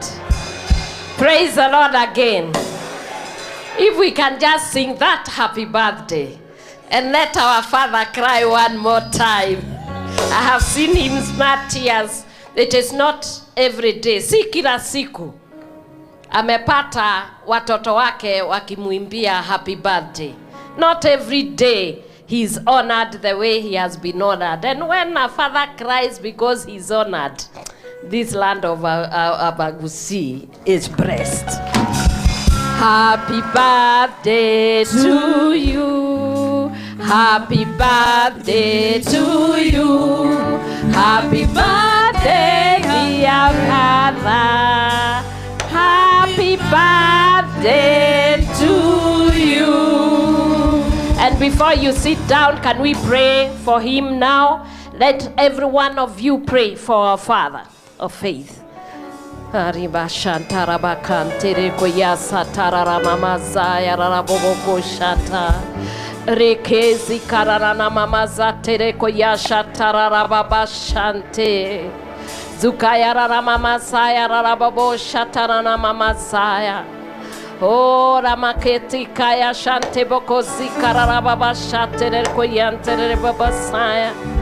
In the mighty name of Jesus. Our Lord and our God, we are forever grateful for giving us Father. You are the Father in heaven who started the family, oh dear God, and you put the Father to be the head, oh Jehovah. And you have asked us to honor our fathers, oh God, that our life may be long, oh God, and it may be well with us and well with our land, oh God. We have come and we have stood, oh God, on this land of Kisii, oh God, to bless you, to thank you, oh God, for the years that you have given our Father, our Bishop Wilson Mamboleo, oh Jehovah Father. Many times, many years and seasons have come, seasons have gone, oh God. And he has held unto the faith, oh Jehovah, and an intercessor for this nation, oh Jehovah.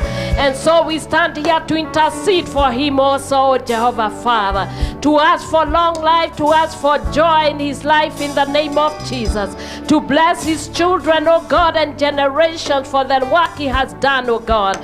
And as he stands on the land of Kisii, oh Jehovah Father, I pray that, Lord God, those feet that he has placed here, oh God, will cause a change, oh God, a transformation in the name of Jesus, on the land, in the church, in the families, oh Jehovah Father. For indeed, when a father speaks, oh Jehovah Father, everything comes down, and Father, the heavens accept. We thank you for his life. We thank you for his ministry and the faith he has kept even up to now. In Jesus' mighty name we pray. You may be seated. When you stand as a mother, sometimes I am very happy because the introduction has been made of a father. Huyu si baba wa kawaida. Huyu ni baba wa kiroho. Our governor, when you sit on that side and I was sitting in there, the Spirit was speaking and he was saying, look at what is happening. There is a father and there is a son, and there is a mother in between. And that is why I can stand here and be able to honor all the anointing that is here. I am the least of you, but you have allowed me to be the one to stand. And because I am a mother, sometimes a mother's position is very difficult, because you have to stand between the father and the son. Saa ingine baba na kijana wake kinaumananga. And you love both. You love the son and you love the father.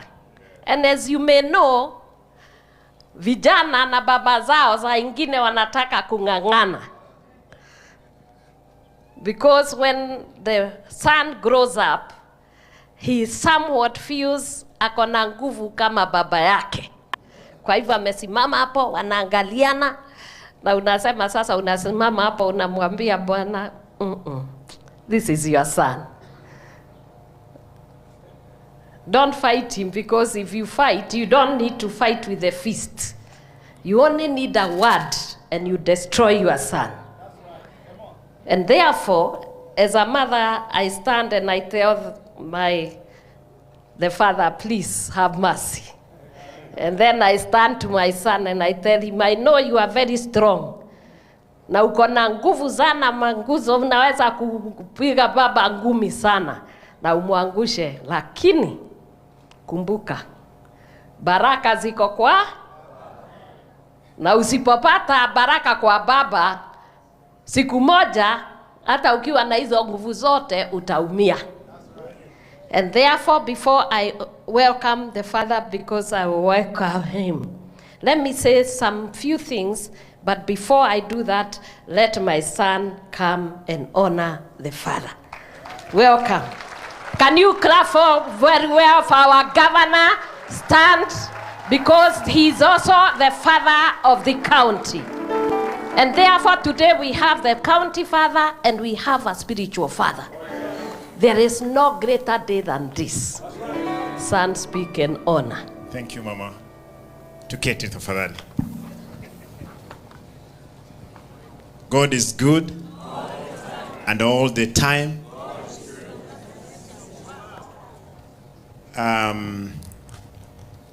You know, this is the second time I'm meeting Her Excellency face to face. Last time we were again in this field, we were doing prayers, and indeed, Mama, I think you mean well with the boy child. The boy child when he's a small boy until when he's even at 90. Yes.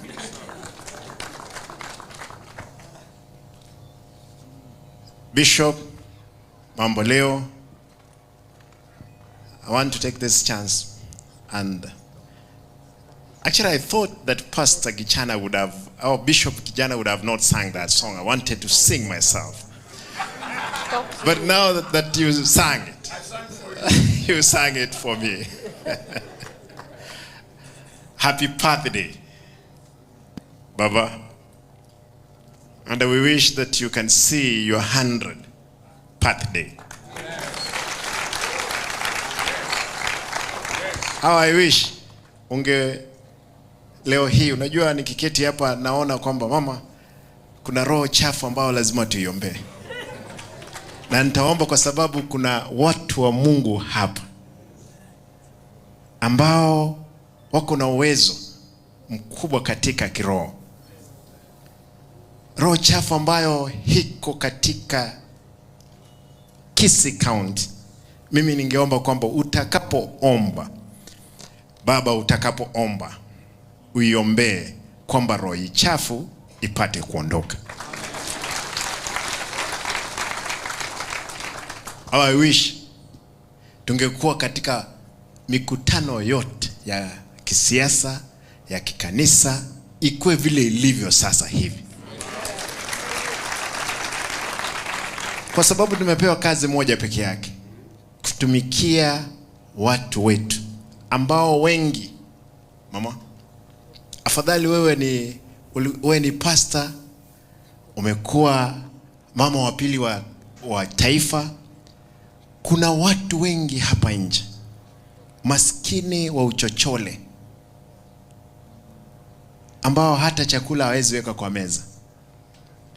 Ingekuwaje kanisa ikuwe ni mibaraka kamili kwa watu wetu?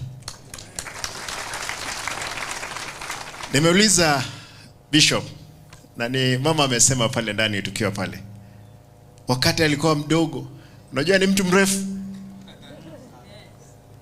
Unajua wengine tulikuwa tunadhania sisi ndio warefu, lakini nimeona Bishop mrefu, handsome, mtu ako na sura nzuri. Unajua wengine hapa sisi. Mimi nataka niseme kwamba nashukuru, nakaribisha nyinyi na maombi haya yaweze kutusaidia. Bishops, nitaomba kwamba siku moja mje. Na mimi nimepanga kama ni tenti kama hizi 5 10 tuweke pamoja, tufanye maombi maalum ya Kisii County na nchi yetu. Mimi nimegundua Bishop, and utanikubalia mama, shida kubwa ya nchi yetu ama duniani ni wanasiasa kama sisi. Sio mwananchi wa kawaida. Hapana. Sisi kama viongozi ndio shida kubwa.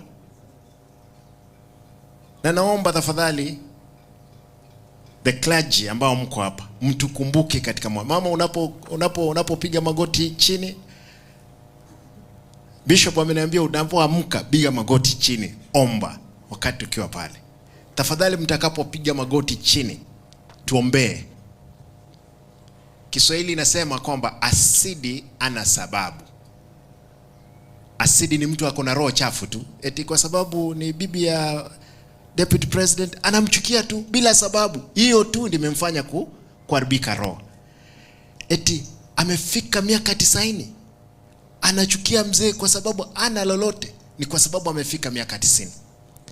Maasidi kawaida wana sababu. Tuiombee nchi yetu. Na kaunti yangu naomba kwamba tafadhali tunapoenda mbele. Mama, wacha niseme hili liwe la mwisho. Mimi nimeona ufisadi ambao uko uji unatembea mbele yangu, na uogopi, uko na panga na mkuki, unataka kuua, hata huko na bunduki. Ufisadi nimekuja kugundua ni kitu kibaya, na sisi kama viongozi ndio tumeentertain. Nyinyi, wewe kama mama na viongozi mko hapa katika kidini, lazima tuiombee kaunti yetu na vile vile katika nchi yetu. Hilo ndio litasaidia katika nchi hii. Na nataka niseme hakuna malaika. Baba, umefika miaka 90. Katika miaka 90 hii hujaona malaika. Sembuse mimi niseme kwamba nitamuona malaika kesho, itawezekana? Lazima tuwe malaika sisi wenyewe wa wakati wetu. Ama wapi Bishop kijana amesema kwamba amesoma vitabu, ako na vitabu 3,000. 3,000. Najua kusoma ndio kuelewa, na akili haizi. Na mmesikia his speech ama his sermon is strong. God bless you, kwa sababu wakati mwingine yale umesema juu ya bishop hapa yanasema katika eulogy. Si ndio? Lakini leo imesemekana hapa akiwa hai ayasikie.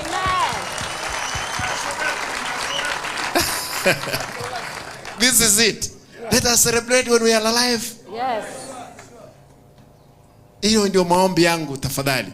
Na tunasherehekea maisha mengi ambao nami nasema kabla Mungu hajafa na kabla wajaniua wale wanataka kwamba lazima watafanya mauaji, mimi nitaishi katika miaka wangu wa 100 kama Yesu hajarudi.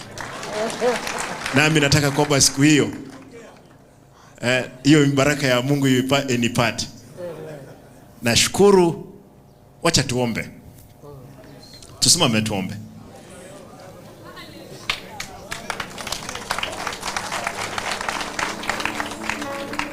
Tuombe. Baba aliye mbinguni, tuacha miguuni pako. Angalia Mungu, watoto wako wako mbele yako.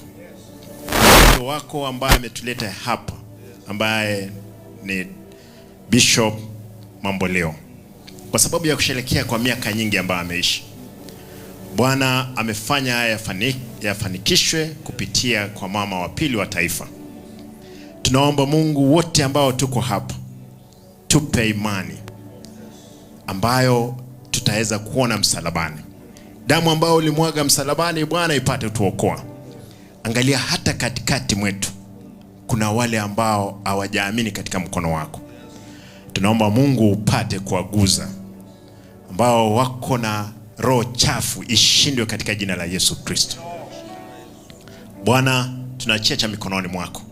Kaunti yangu hii, unajua yale matatizo ambayo tunapitia, mengi ya uongo na vitina. Naomba Bwana upate kutufukisha mbele ya bahari. Kwa damu ya Yesu Kristo tunaomba kwamba tupate kushinda vita. Tunaomba tukiamini katika jina la Yesu Kristo aliye mwombezi wetu. Amen. Asante na Mungu awabariki. Asante mama. Asante. Thank you very much. If you can put your hand together for a clap offering for our governor.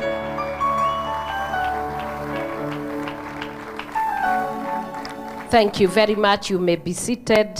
I will just say a few words. Nitasema tu kwa uchache, alafu tutaacha baba yetu ndiye atatuhubiria leo. He has been preaching all these years. Na ninajua nyinyi hamjamsikia vizuri. Every Sunday he's sitting in front of a camera na anahubiri at 90. Na sisi bado tunachoka haraka.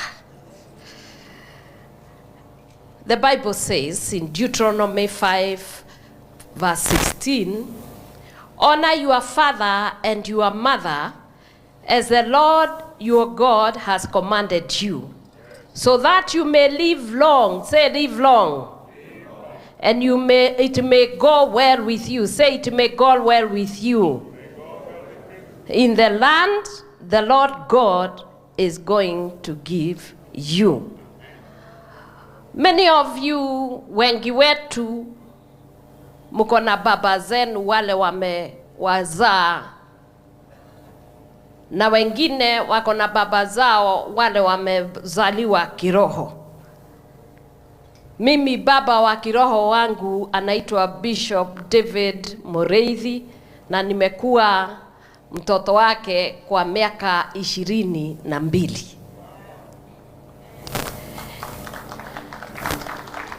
Na ninamheshimu. Baba wa mbinguni alipoumbwa ulimwengu na ukajaa na kila kitu ambacho kilikuwa kizuri, hakuna kazi ingine alifanya. His desire was to have a family that could call him father. And he made 2 beings, Adam and his wife, so that he could be a father, to be honored and to be worshipped by these 2 beings. And he's the one who is saying, honor your father and your, so that your days may be long. So if you want to prolong your life, honor your fathers. Many of us, in Africa particularly, we don't know how to honor our fathers. And especially the fathers of faith. I will surprise you. There is not even a single time in the history of the world that God has created a new spirit. God has always taken the spirit of the Father and he has put it in the Son. When Moses' work was too much, he was advised by his father-in-law Jethro. He went to God and God said, he is right. If you want to be helped, come. He removed the spirit of Moses and distributed to those who are going to be judges with him. In the time of Jesus Christ, Jesus himself divided again his spirit to his disciples, and he released them to go and work, and they worked wonders. I doubt that there is a time a blessing will come unless a father blesses. So when I came to the land of Abagusi, and I remembered somebody said something when we were in a church, and he said we wanted to honor Jokayo, but he died before. The Spirit quickened me, and he told me there is another one. There is another who is alive. Na sisi kama kanisa tuko na mababa zetu ambaye wameona revival ya kwanza, ya pili wamehubiri, na ndio walianzisha ile kazi ambayo tunaendelea nayo. And one of them is the man who is sitting right in front of you. Pigani makofi sawa sawa.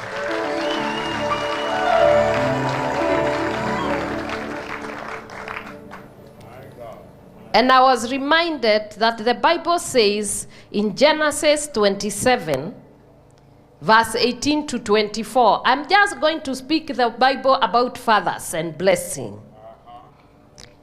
And the Bible says in Genesis 27, verse 18 to 24. He went to his father and said, "My father." And the father answered, "Yes, my son." He answered. He asked, "Who is it?" Jacob said to his father, "I am Esau." That time he was lying. "Your firstborn. I have done as you told me. Please sit up and eat some of my game, so that you may give me your blessing."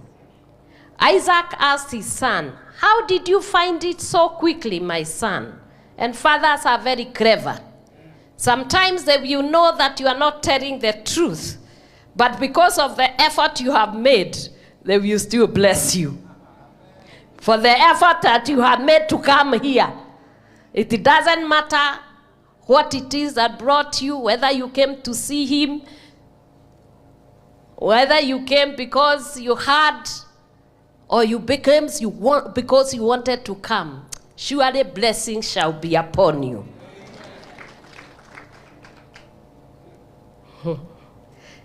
Said, Isaac asked his son, "How did you find it so quickly, my son?" "The Lord your God gave me success," he replied. The God of his father is the one who gives success. There is no one time in this world I have heard God coming and talking about the son. He always came to the sons and said, "The God of your fathers, so and so, so and so. Because of your father so and so, I will bless you." And therefore, there is no way that law is going to be changed for us. And so we must learn to honor our fathers. Then Isaac said to Jacob, "Come near so I can touch you, my son, to know whether you are really my son Esau or not." That tells you that the father already had heard and knew the truth. Jacob went close to his father Isaac, who touched him and said, "The voice is the voice of Jacob, but the hands are the hands of Esau." He did not recognize him, for his hands were hairy like those of his brother Esau. So he proceeded to bless him. "Are you really my son Esau?" he asked. And the man replied, "I am Esau." And that day, that man, regardless of the very fact that he was not Esau, he was blessed, and surely he was blessed. And I believe that today is a day that we can say, like Malachi. Malachi chapter 4, verse 5 to 6 says, "See, I will send the prophet Elijah to you before that great and dreadful day of the Lord comes. He will turn the hearts of the parents to their children, and the hearts of the children to their parents. Or else I will come and strike the land with a curse." In fact, if you read in a better version, he says he will turn the hearts of the fathers to the sons, and the hearts of the sons to the fathers. And that is what is going to stop the curse. And that is why I brought my father. My father, biological father, died when I was very young. So sometimes you may take fathers for granted. I don't. Because I know how I have suffered without a father for many years. I grew without a father, but God has provided spiritual fathers. And that is why today I can stand here and guarantee you, a covering of a father is like no other. I used to cry when I was in primary school, when others will come and they will tell about their fathers, what their fathers had done. When they are beaten by the teacher, they will tell their father, and their father will come and sort that teacher out. Me, I didn't have any. The only father I used to know is my Father in heaven. And he has provided fathers who have covered me all these years. And one of the fathers who prays for me is the father of the Abagusi, Dr. Wilson Mamboleo. Our Father, come and minister to us and bless us. If you can all stand now and appreciate our Father. Dr. Wilson. Wewe ni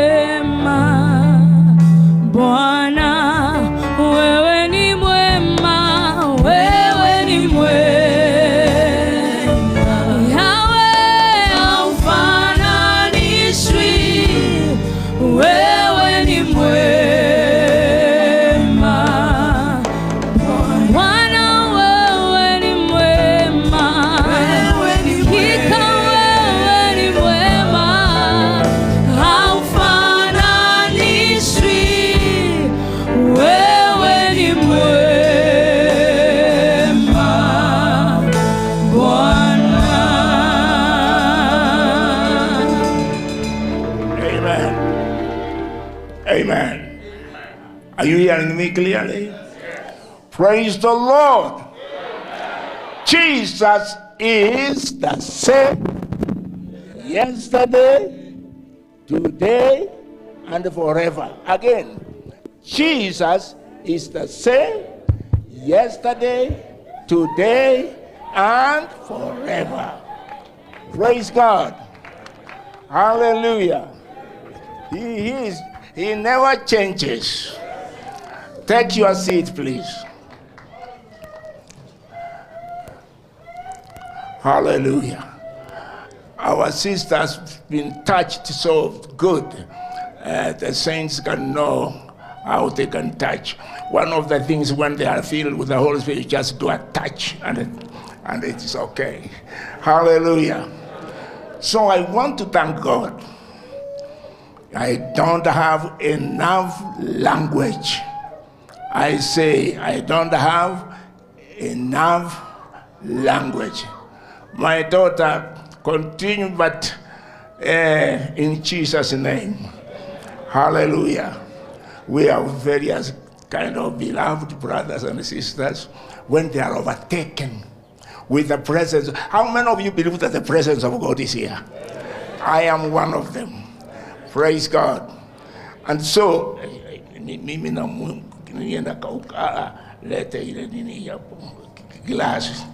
praise God. So now, I don't have enough language how to thank God. Can we sing Amazing Grace?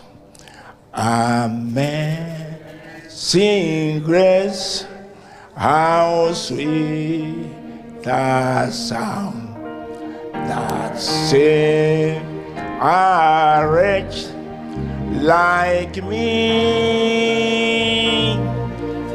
I was, but now I see. Was blind,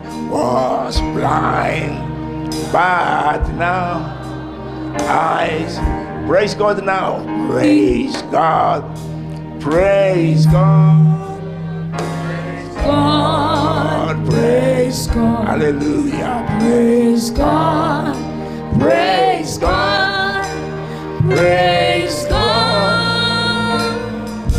Praise God. Praise God. Praise God. Praise God. Praise God.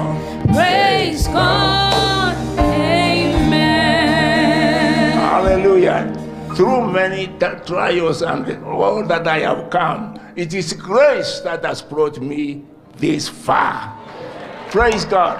And I pray every one of you here, same grace, same grace will arrest you. I say it will arrest you so that you can continue to walk. Now, some of you, as you travel pastors and various ways, you might stumble on the way. But you can say with Micah, the Proverbs chapter 7:8, rejoice not against me, O mine enemy. When I fall, I shall rise again. When I sit in darkness, the Lord shall be light round about me. Amen. Now, my beloved, just all that is, I'm giving you what I call an appetizer. I have not come to the center of my message and the topic that I was given. One also, turn with me, my brother, Ephesians chapter 1, verse 4. The Lord had placed that in my heart, that Ephesians chapter 1 and verse 4. Let me have a microphone. Yes, I have a microphone. Thank you. Ephesians 1 and 4. Yes. According as verse 4 and 5. He has chosen us. According as excuse me. According. Check. No, there's no problem. Ephesians 1 and 4.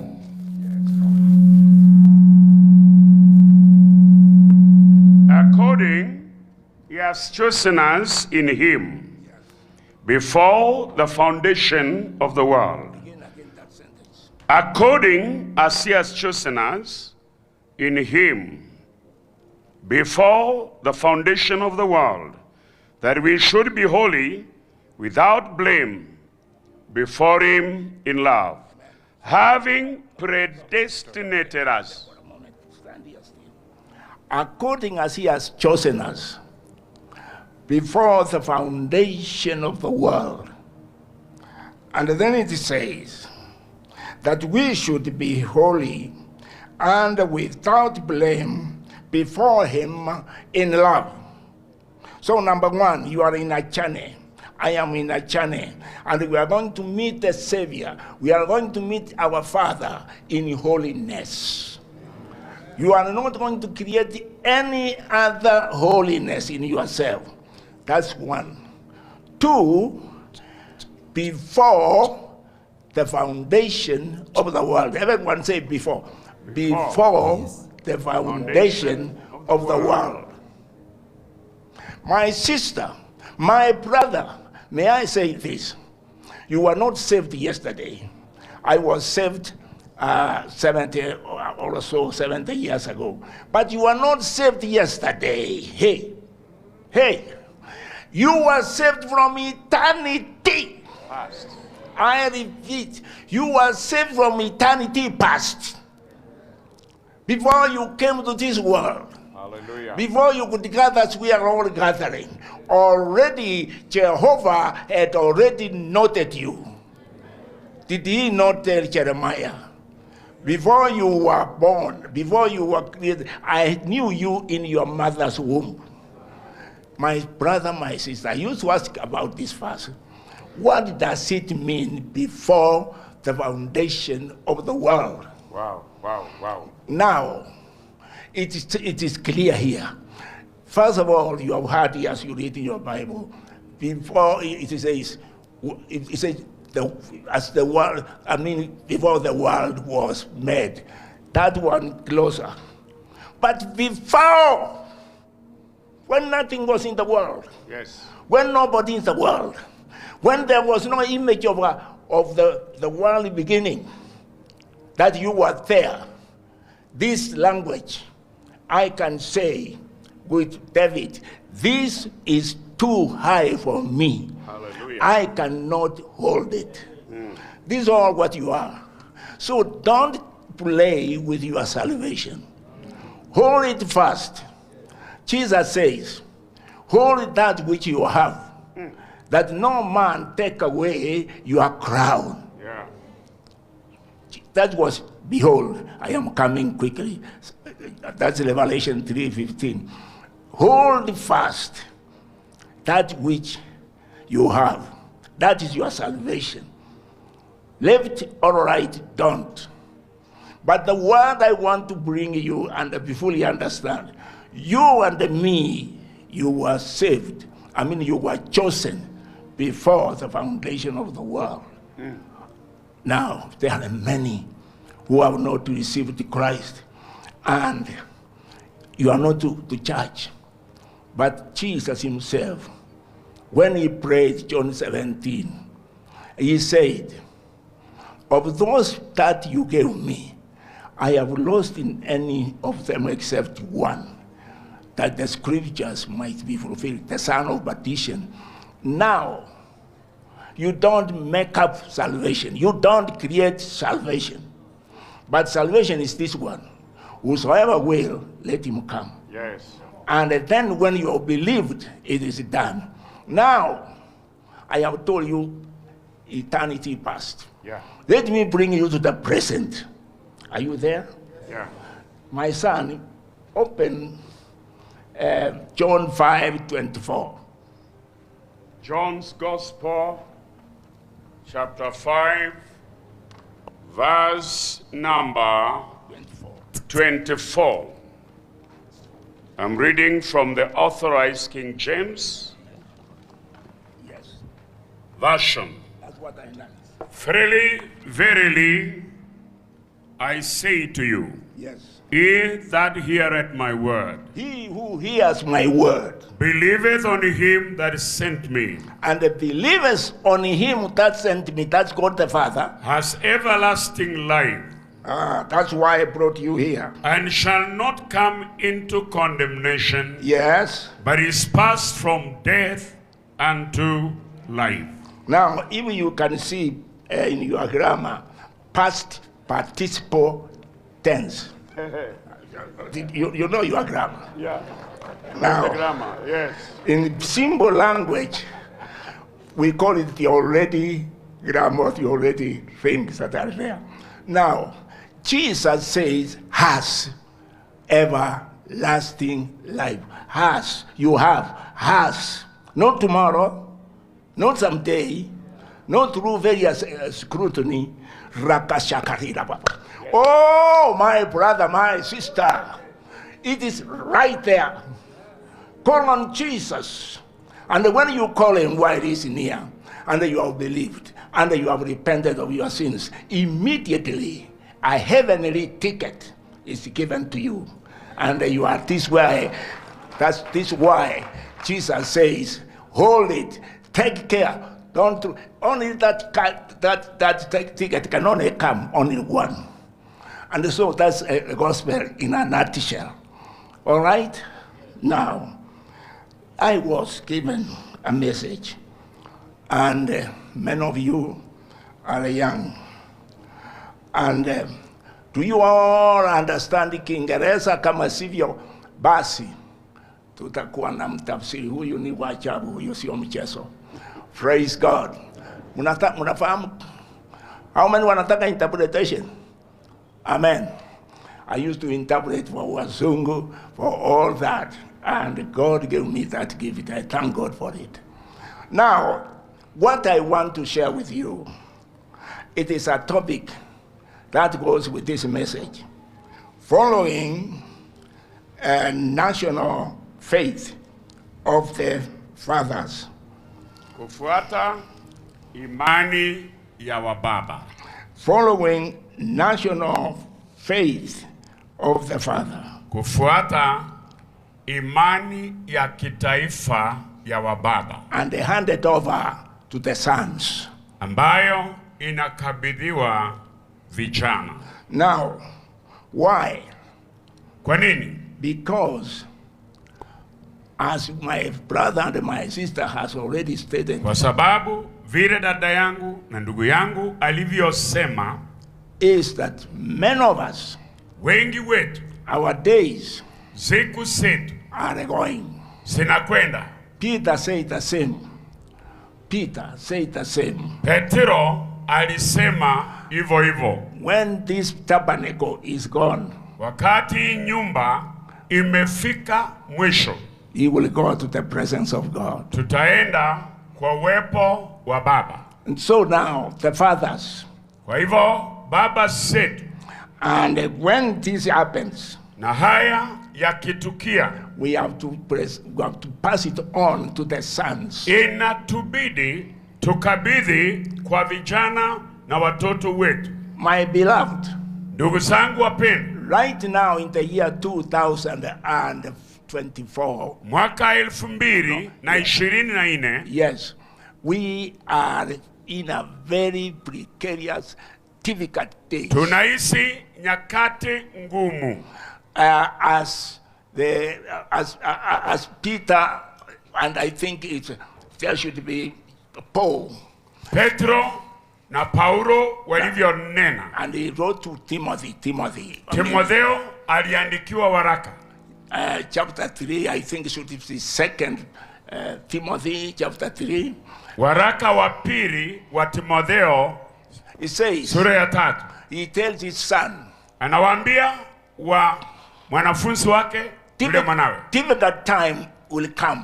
Nyakati ngumu sitakuwepo. 2000 years ago will come. Miaka 2000 hayo yaliyosemwa. Now, sasa hivi, if you are a true understanding of scriptures, na kama unaufahamu na kuelewa maandiko, you can as well say difficult times have already started. Not come, nafasi nimeanza.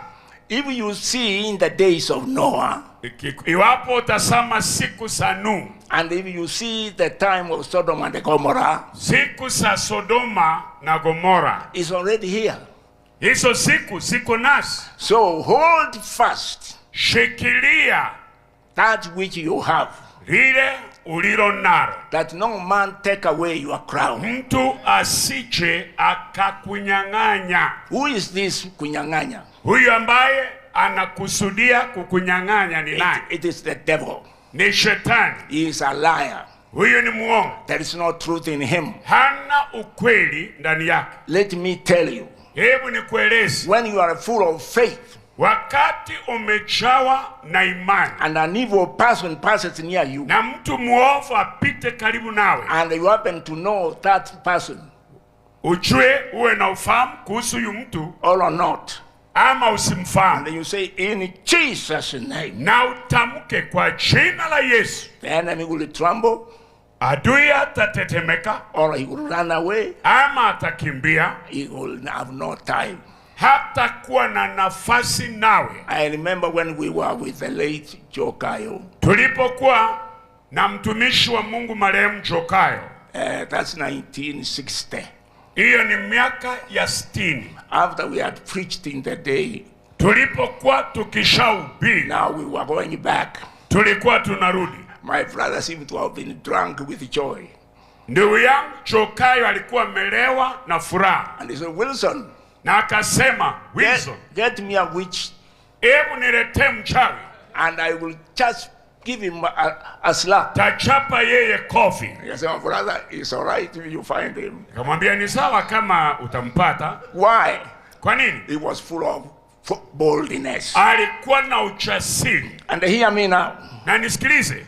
Some of you, wengi wenu, even though you are pastors and the leaders, hata kama wewe ni mchungaji ama kiongozi, and you are believers, na wewe ni muumini, I say to you, you have some fear there. Fear not. Nataka nikwambie usiwe na uoga. Greater is he aliye ndani yako than he that is in the world, kuliko yule aliyo hapa duniani. Then again in 119, tena Zaburi ya 119, 165, mstari wa 165, great peace, amani kuu have they, wale walio nayo, which who love thy law, wanayopenda neno na sheria yako. My beloved brothers and sisters, wapendwa ndugu zangu na dada zangu, you are a mighty man, you are a mighty woman. Wewe ni mtu wa nguvu, wewe ni mtu wa mamlaka. If you are filled with the Holy Spirit, iwapo umejazwa na Roho Mtakatifu, walk in the Spirit, tembea katika Roho, and that will be well with you. Na hiyo itakuwa ni sawa wewe. And so now, na kwa hivyo we are the elders. Sisi ndio wazee. And then the elders, our sons, have asked some questions. Sasa watoto wetu wanauliza maswali. Say, these things, turn with me Joshua 4:14, Joshua chapter 4. Joshua ine mstari wake 19 ni wa 14. Joshua sura ya 4 mstari wa 19 hadi wa 24. Joshua ine, yes, you can see it. 19. And the people came out of Jordan on the 10th day of the first month. Yes. They encamped in Gilgal, in the east border of Jericho. Those 12 stones, which they took out of Jordan, did Joshua pitch in Gilgal. Yes. He spoke unto the children of Israel, saying, when your children shall ask their fathers, in time to come, saying, when your children shall ask their fathers, in the time to come, saying, and they will come and say, what means these stones? And then they ask your fathers, what are these stones? What does this mean? Watoto watauliza haya mawe yana sababu gani? Then you shall let your children know, saying, Israel came over this Jordan on a dry land. Yes. The Lord your God dried up the waters of the Jordan before you until you were passed over, as the Lord your God did to the Red Sea, which he dried from before us until we were gone over. That's the elders answering them. Hawa ni wazee wanawajibu vijana wachukuu. We are all elders here. Sisi wote hapa ni wazee. And the mothers. Na pia kuna wamama. And there are things that they don't know. Kuna vitu havijulikani. From our children, by our children. Watoto wetu hawana ufahamu, hawaelewi. They go to the elderly. Sasa wanaenda kwa wakongwe. What does this? What do we hear? There was World War II. Tunasikia ulimwengu kulikuwako na vita ya pili ya dunia. And that some our fathers or ancestors were taken to the war. Kwamba wazee wetu walipelekwa kwenda kupigana vita. And they would tell them.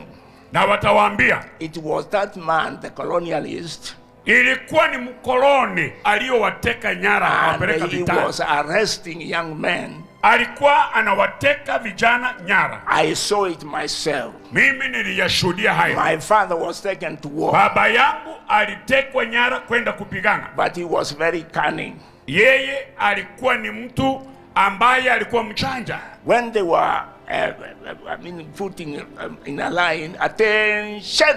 Walipokuwa wanawekwa kwa mstari wanaambiwa chini.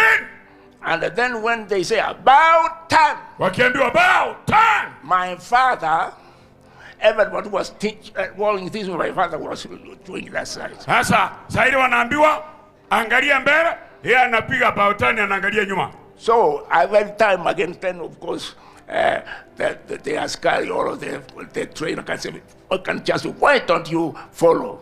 Sasa wale trainers na parade commander wanamuuliza mbona wewe ufuati amri? I'm sorry sir. Akasema ninasikitika apande. Now it was so difficult. Alikuwa mgumu kweli. And then now say the officers there say that's in Nairobi now. Maafisa kule Nairobi kwa parade. Now the officers said look here.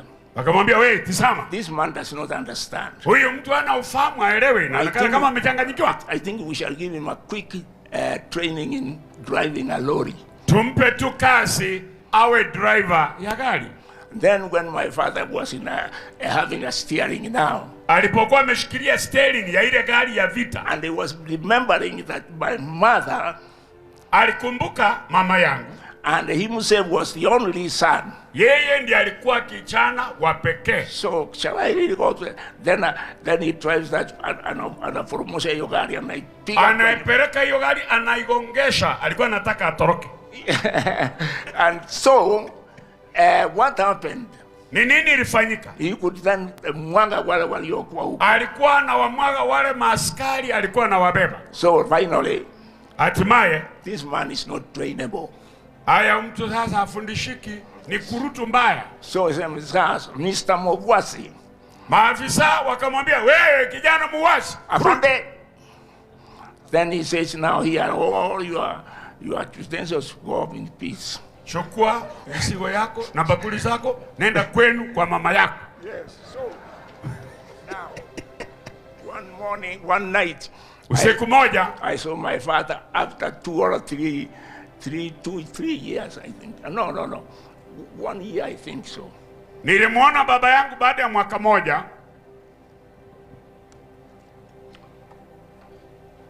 So he didn't win a medal. Yeye akushinda akupewa medali. So he was here. Alikuwa kijana tu. Why do I tell you this? Kwa nini nawaambia hayo?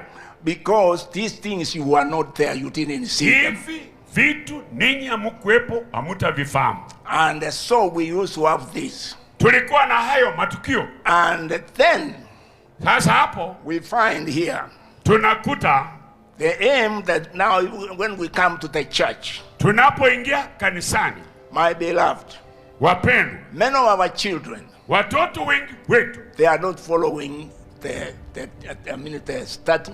instruction, hawachukui mwelekeo na maagizo of their fathers, maagizo na ushauri wa wababa. Some of them the fathers begin to discipline them by caning them. Wababa wanawalethea nidhamu.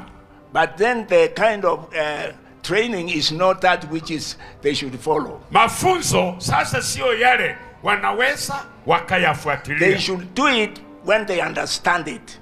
Wanatakiwa wayafuate wakiwa na ufahamu na kuelewa. But now they kind of hate their fathers. Sasa shuki na vurumai zinatokea. Gurumai. Now when that happens, hayo yanapotukia, you have not won your children.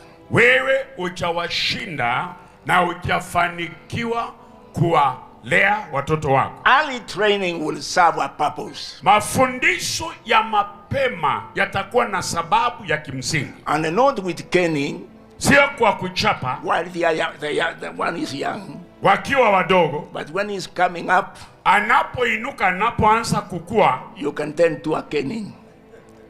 Naweza bado ukamchapa. But don't do it in anger. Usifanye kwa hasira. I remember my father. Nakumbuka baba yangu. He could really beat me. Alinichapa kweli. Just in the buttocks. Alikuwa ananitandika kutoka kwa hiyo godoro ya nyuma. And I say, Baba, I will never do it again. Na nilikuwa nalia, baba, sitafanya hivyo tena. Then Baba could call me another time.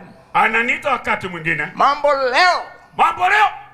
When I hear that tone, nikisikia hiyo sauti ya ukali, I am in for it. Ninajua hapo sasa naenda kupewa ya kwanza. I would go there, but beginning confess, daddy. Naanza kwa kuomba, baba. Please, I'm sorry. Nasikitika. And he has not done to beat me. Hawezi sasa kanichapa akiona nimesikitika. Mother was very sympathetic.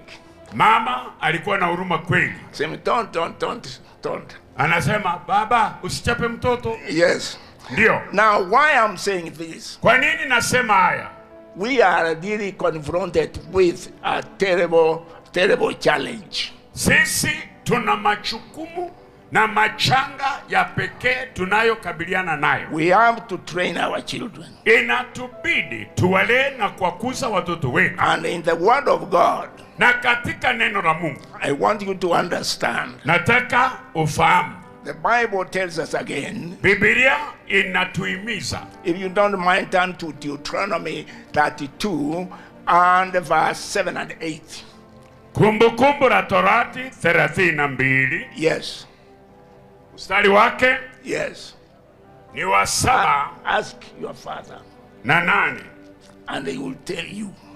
Muulize baba yako, yes, naye atakujibu. Naisoma. Remember the days of old. Yes. Consider the years of many generations. Yes. Ask your father, he'll show you.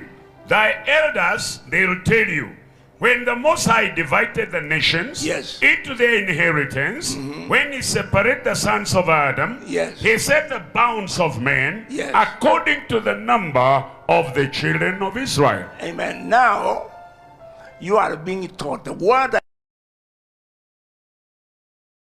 The son, ask your father.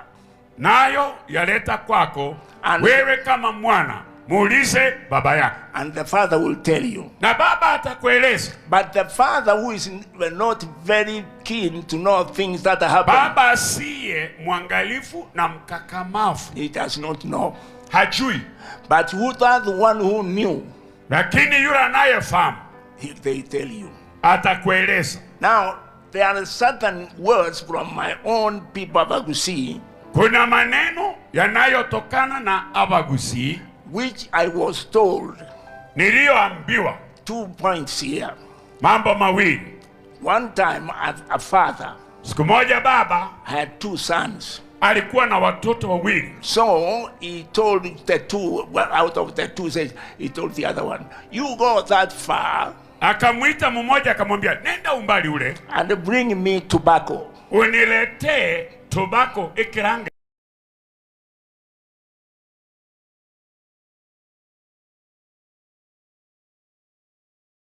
That's when Mnajua ile tumbako walikuwa wanaweka kwa pembe. Yes. Wanasindilia kwa pua ikilangeza. I wonder how they would persevere.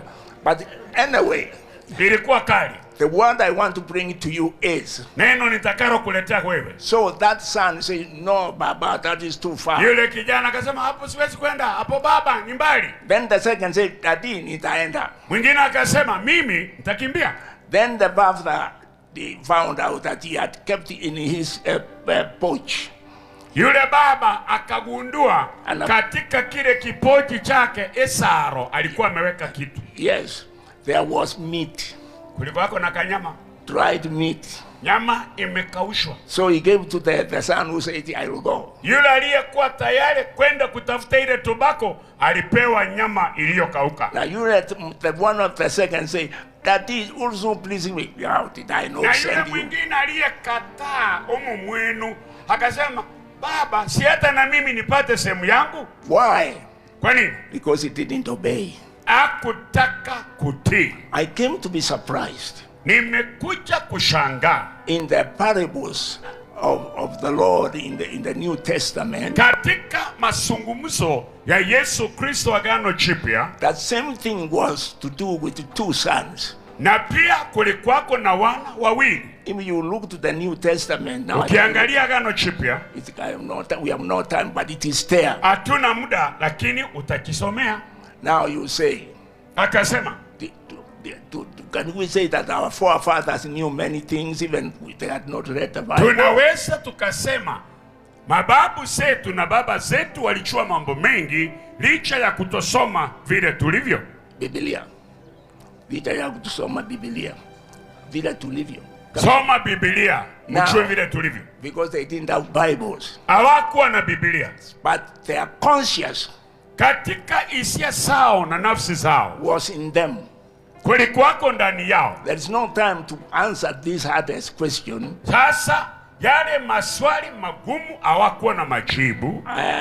We have now one of them which says, what will happen for our ancestors and those who had no chance, who had no time to hear the gospel? Wanauliza wale mababu zetu ambao wakusoma, hawakuwa na Biblia, nini itatukia na itafanyika kwa usu? That's a very hard question. Hilo ni swali ngumu kweli. But in Romans chapter 2, Warumi sura ya 2, it says, for God in all respect of persons, Mungu hawezi kuheshimu watu. For those who did wrong without the law, they shall be judged. Wale waliofanya makosa pasipokuwa na sheria, they will be judged without the sheria. Watahukumiwa bila hiyo sheria. And those who did it in the law, they will be judged. Na wale waliofanya makosa katika sheria watahukumiwa hivyo hivyo. Then apostle says, in that day, when according to my gospel, Paulo anasema kwenda na injili yangu siku hiyo. Ndio. So my beloved, kwa hivyo wapendwa, and also what time cannot allow, but you know, in Moses' time, unajua nyakati za Musa, Moses, there was a group of Korah. Kulikuwako na kikundi cha Korah. And they were not obeying Moses. Hawakutaka kumtii Musa. In brief, katika kwa ufupi, when he turned this one on this side and those who have chosen this side, akawatenganisha upande huu na upande huu kulingana na msimamo waliokuwa nao. And then he said, if this one cannot, if the earth cannot open her mouth, kama mdomo out, dunia haitafungua, ardhi haitafungua mdomo wake, and then swallow them, ili iwameze, then I'm not a servant of God. Mimi si mtumishi wa Mungu. Hey. He didn't finish talking. Akumaliza hayo maneno, dunia ikafunguka, wakamezwa, wakafunikiwa. Now I came to learn. Mimi nikaja kugundua among my people, kati ya watu wangu, Abagusi mwenye gitinge, they say tagarimano kegosoe, wacha dunia ifunguke niingie. Si mmesikia hiyo? Si mnajua hiyo? Sasa is that not in the Bible? Sio katika Biblia. So my beloved, ndugu zangu wapendwa, without taking longer, bila kuchukua muda, I want you to understand. Nataka tufahamu. In chapter, now I was talking to chapter 4 of Proverbs and verse 1. Kitabu cha Methali sura ni ya 4 ubeti wake ni wa kwanza na ninasoma. Now, here is a very obedient son. Hapa kuna mwana aliye mtiifu kwa babake. And he quotes his father David, that is Solomon. Na yeye anamnukuru baba yake, huyu alikuwa ni Suleiman. I like that munukuru.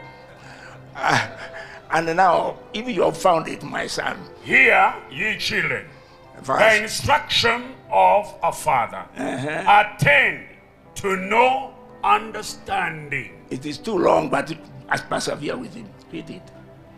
Hear ye, children, the instruction of a father. Attend to know understanding. Yes. Continue, it's a long one. For I give a good doctrine. Forsake ye not my law. Yes. For I was my father's son, for I tender was my beloved in the sight of my mother. I was my father's son. Yeah, nilikuwa mtoto wa baba. Tender. Nilikuwa mtoto mpole, mtoto mchanga. Yes. Now continue, my son. It's a long one. Anaendelea akisema, mstari wa 4. He taught me also and said unto me, let your heart retain my words. Keep my commandments and live. Yes. Get wisdom, get understanding, forget it not, neither decline from the words of my mouth. Get wisdom. Pata hekima. Hold it on with your whole heart. Uishikilie na moyo wako wote. Wisdom is very precious. Hekima ni ya muhimu kweli. Elsewhere we say, in all you are getting, katika yote utakayoyapata, get wisdom. Pata hekima. My son Simba. Kijana yangu, gavana wetu Simba. You will be hungry for wisdom. Wewe uwe na njaa ya hekima. These people can come to you. Watu watakuja kwako with very, very crooked words, with accusation and so on. Watakuja na maneno yaliyopangwa, mengine yako kombo na kasoro zake. And when you know you are right, ikiwa unafahamu unasimama kwa haki, answer them not a word. Usiwajibu lolote. We read about it even in Isaiah, I think 30. Tunaisoma katika nabii Isaiah, where that man, he was telling Israel, don't trust them, don't do them. Msiwaamini, aliambiwa. And Hezekiah told them. Hezekiah akasema. He told his people. Huyu Senakeribu aliambiwa. Answer them not a word. Usiwajibu neno lolote. And that's how it is. Na hivyo ndivyo ilivyo. But when the word comes that you know is going to become not a proper, then speak. Neno ambao unajua alitaleta itilafu, basi unene. Ambao italeta itilafu. Yes. Then Jesus is the example. Yesu ni mfano dhahiri. They were accusing of many things. Wali mshtaki wakatoa shutuma nyingi. But the high priest, lakini kwani mkuu, he said, I assure you by God, aliwaapisha kwa jina la Mungu, are you the son of God?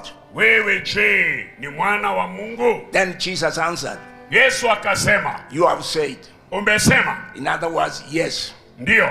Then from henceforth you see the Son of Man coming. Na kuanzia hapa utamwona wana wa Mungu akija, coming with great glory. Akirudi na ufalme na utukufu wake mkuu. Jesus was able to answer that. Yesu aliweza kuyasema na kuyajibu hayo. So my beloved, kwa hivyo wapendwa, when we are saying passing the mantle, tunaposema tunakabidhi kofia to the new generation, the present generation, kipya, that they might also teach theirs. Ili wafundishe vizazi vingine. Now I tell to you pastors, sasa wachungaji na wanenea, the Lord has shown me in my prayer, Bwana amenionyesha katika maombi yangu. The generation which is with us, kisasi kilicho nasi, if you are going to win them, kama tutaenda kuwaleta kwa Yesu, you are going to receive a double anointing. Itabidi tuwe na mafuta marudufu. I say you are going to receive a double anointing. Mafuta marudufu. We see it in Stephen, ambao tunaiona katika maisha ya Stefano. And his enemies could not gain na maadui wake wasingeweza kujibizana naye. Maana he was with power and authority. Alikuwa na mamlaka na uwezo. So how do you get it? Je, utapataje hiyo? You have to be alone in prayer. Wewe ni mtu wa maombi, unajificha. And that prayer is not for a show. Na maombi hayo sio ya kujigamba na kujitapa. But they will begin to see that anointing working. Hayo mafuta yataanza kudhihirika dhahiri. So beloved, kwa hivyo wapendwa, as I'm sharing these things and I'm about to complete, mimi nakaribia tamatisha. Now, maneno yangu. The stories I have already used. Hadithi ambayo nimeitoa, especially about the wars. Hasa kuhusu vita. And these were the wars of longer time also. Hizi ni vita vilipigwa siku zilizopita. Yes. It is about the warriors. Ni mashujaa. And these I also received. Hii pia nilipokea. And I was staying with elders. Nilikuwa nakaa na wazee. And one of those elders told me. Na mzee mmoja kanizungumzia. And say, mtoto, akasema, do you see this shield? Umeona hii ngao? Yes, I see it has got some marks of I think of a akaona of shield. I mean, ninaona ina mashimo. Yeah, mikuki. And then I say, what is this? Nikamuuliza, haya mashimo katika ngao ni nini? This is what we were using when we were having clan fighting. Hii ngao tulikuwa tunatumia tukiwa na vita kupigana. Even one want to claim the other, one want to claim the other. Mwingine alikuwa anataka kuwa mwingine na mwingine anatafuta kumua mwingine. Kalenjin versus Kisii. Wakisii walipigana na Wakisii. And then in 1888, mwaka wa 1888, there was a war which called the War of Sao. Kulikuwako na vita ilipiganwa inaitwa Sao. Do you know how many of us know it? Wangapi mnajua hiyo vita ilipigana Sao? It is Mogori, the war. Mogori. The war of Mogori. The Kisii people, Wakisii, overcame, walishinda the Kalenjin, wakashinda Wakisii, and it took place here in Kitutu. Hiyo vita ilipiganiwa hapo West Kitutu. And the forces were about 100,000. Na wale walipigana ilikuwa ni zaidi ya watu 100,000. And nobody was saved. Hakuna mtu aliyeokolewa. My grandmother tells me. Mama yangu mzazi ananishuhudia. No, grandmother. Mama nyanya. Yes. He says. Alisema. That they passed through Nyakachi, about 5 of them. Walipita watu zaidi ya 5 huko Nyakachi. And they went home. Wakarudi nyumbani. They brought them, there's nobody. Wakawaambia watu walimalizikia. And that was the end of wars. Hiyo ilikuwa ni mwisho wa vita zote. Hiyo vita ya Mogoli, Sao. Why? Kwa nini? It was also to understand. Ilikuwa ni sisi tuelewe. Do you read the story of Deborah? Unasoma hadithi ya Deborah? With Barak. Na Barak. And they were in the war. Walikuwa kwa vita. And also there were Kisii. Na Wakisii. In that place, Mogori. Hapo Mogori. The men had been afraid of the Kalenjin. Wakisii walikuwa na hofu kubwa sana. Then a woman mwanamke took the shield. Akachukua ngao. then began to play the game of fighting. Akaanza kuonyesha vita mama. Let me put it in a Kisii. He said, "Echiakeriwo kimori lero nchigo chia manyaba muramba yo." Leo ng'ombe sa kerubo okimori hasitaibiwa kama wanaume wapo. So wanaume came and said, "Hey, come on woman, get at home." Mama akanyang'anywa ile ngao, wanaume wakakasirika, wakatia mori, wakasema hii wako tayari kupigana. And that's when they had that South war. Ndio hiyo vita ilipiganwa. Hey. Now, yes. Kuna kitu kimeinuka ndani yangu. Simba. Yeah. The women can be challenging. Wanaweza wakatutia changamoto. My beloved Dorcas. Dada yangu mama Dorcas. And the other sisters and the brothers. Na wadada wengine na ndugu wengine. You have a spirit. Ninyi muna roho yetu. Encouraging. Munatutia moyo na makali. Them fathers. Kwa wababa. Some of them can be reluctant. Wengine wanaweza wakawa wadhaifu. Yes, and indolent. Wengine wamesembea, But when a woman rise, wanaweza wakawa Kiswahili sanifu. Watu seseta. Seseta. That's a good Swahili. Okay, you hear that? Sikiliza hiyo. That's a new Kiswahili. Kiswahili sanifu. Now sanifu. Now let me also tell you. Niwaeleze hivi. Another warrior. Shujaa mwingine. Then he took a leopard. Alichukua chui. And but he took it and he akaichukua akairarua. Just like David. Akairarua. Like David. Kama vile Daudi alivyofanya. And so my beloved. Wapendwa. Let me conclude it. Niseme. Now. Sasa. We have an obligation to feel. Tuna jukumu. Which you must do to your parents, to your sons. Lazima tulitekeleze hilo jukumu kwa watoto wetu. A generation is coming. Kuna kisasi kiko njiani. Which will be impossible for you to rule or to tame. Ni vigumu kuwatawala na kuwaelekeza. And so my prayer is this. Maombi yangu ni haya.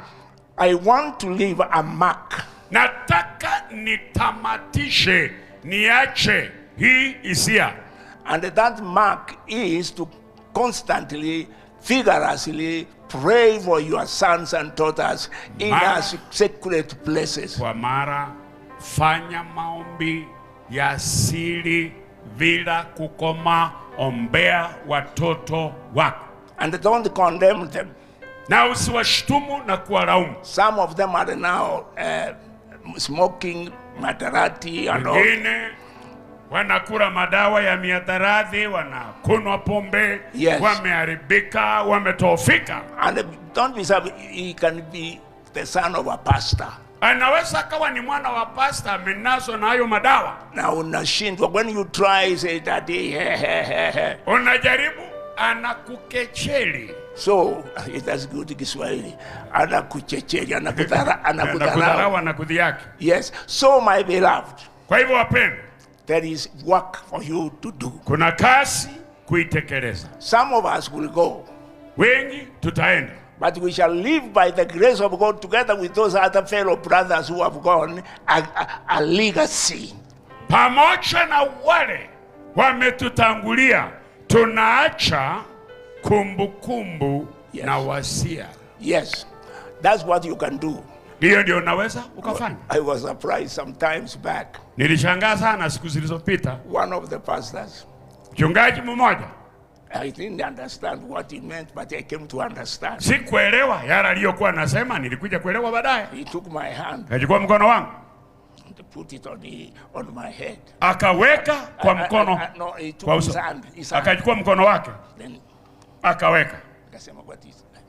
Kwa nini huyu kijana anafanya hivyo? Nikasema ubarikiwe. Nikasema ubarikiwe. And still today is really blessed. Na leo amebarikiwa. And so I think when he did it, he had faith. Alipofanya hivyo alikuwa na imani. And that's faith is the key. Imani ni funguo. It can do anything anytime. Inaweza ikatekeleza na kutenda lolote wakati wowote. I have said pray for this and this. Nimesema ombea hii na ile. But you pastors, you know. Ninyi wachungaji mnajua. Jesus teaching was. Yesu alifundisha. Mark 11:22 to 24. Marko 11:22-24. Says therefore he says. Alisema hivi. What things soever you desire. Lolote lile utakalo lihitaji. He said from 22. Kuanzia mstari wa 22. He that believe and shall say to this mountain. Ukisema kwa mlima. Be removed. Ng'oka. And they go to that sea. Uende baharini. And they shall not doubt in his heart. Na usishuku. But he shall believe that those things yale uliyoyanena shall come to pass. Yatakuja kutimia. He shall have whatsoever he says. Utapata lile uliloliitisha. 2 Corinthians chapter 2, chapter 5 verse 7. Wakorintho wa pili 5:7. For we walk not by sight, but hatutembei kwa hisia, but we walk by faith. Tunatembea kwa imani. So when you are praying for that need, kwa hivyo ukiomba, say you see it happening. Uone ikifanyika. When in the eyes of in reality you don't see it happening. Kwa macho yako uone ikitokea. But you go your way, is done. Wende ukiwa na matumaini. Here is a testimony I live with you. Ushuhuda na wachia. There was a member in the churches where I have been. Kuna mshirika kwa makanisa ambao nimehudumu. On Saturday I was going to perform a wedding. Nilikuwa naenda kufanya harusi. Yes, okay, thank you.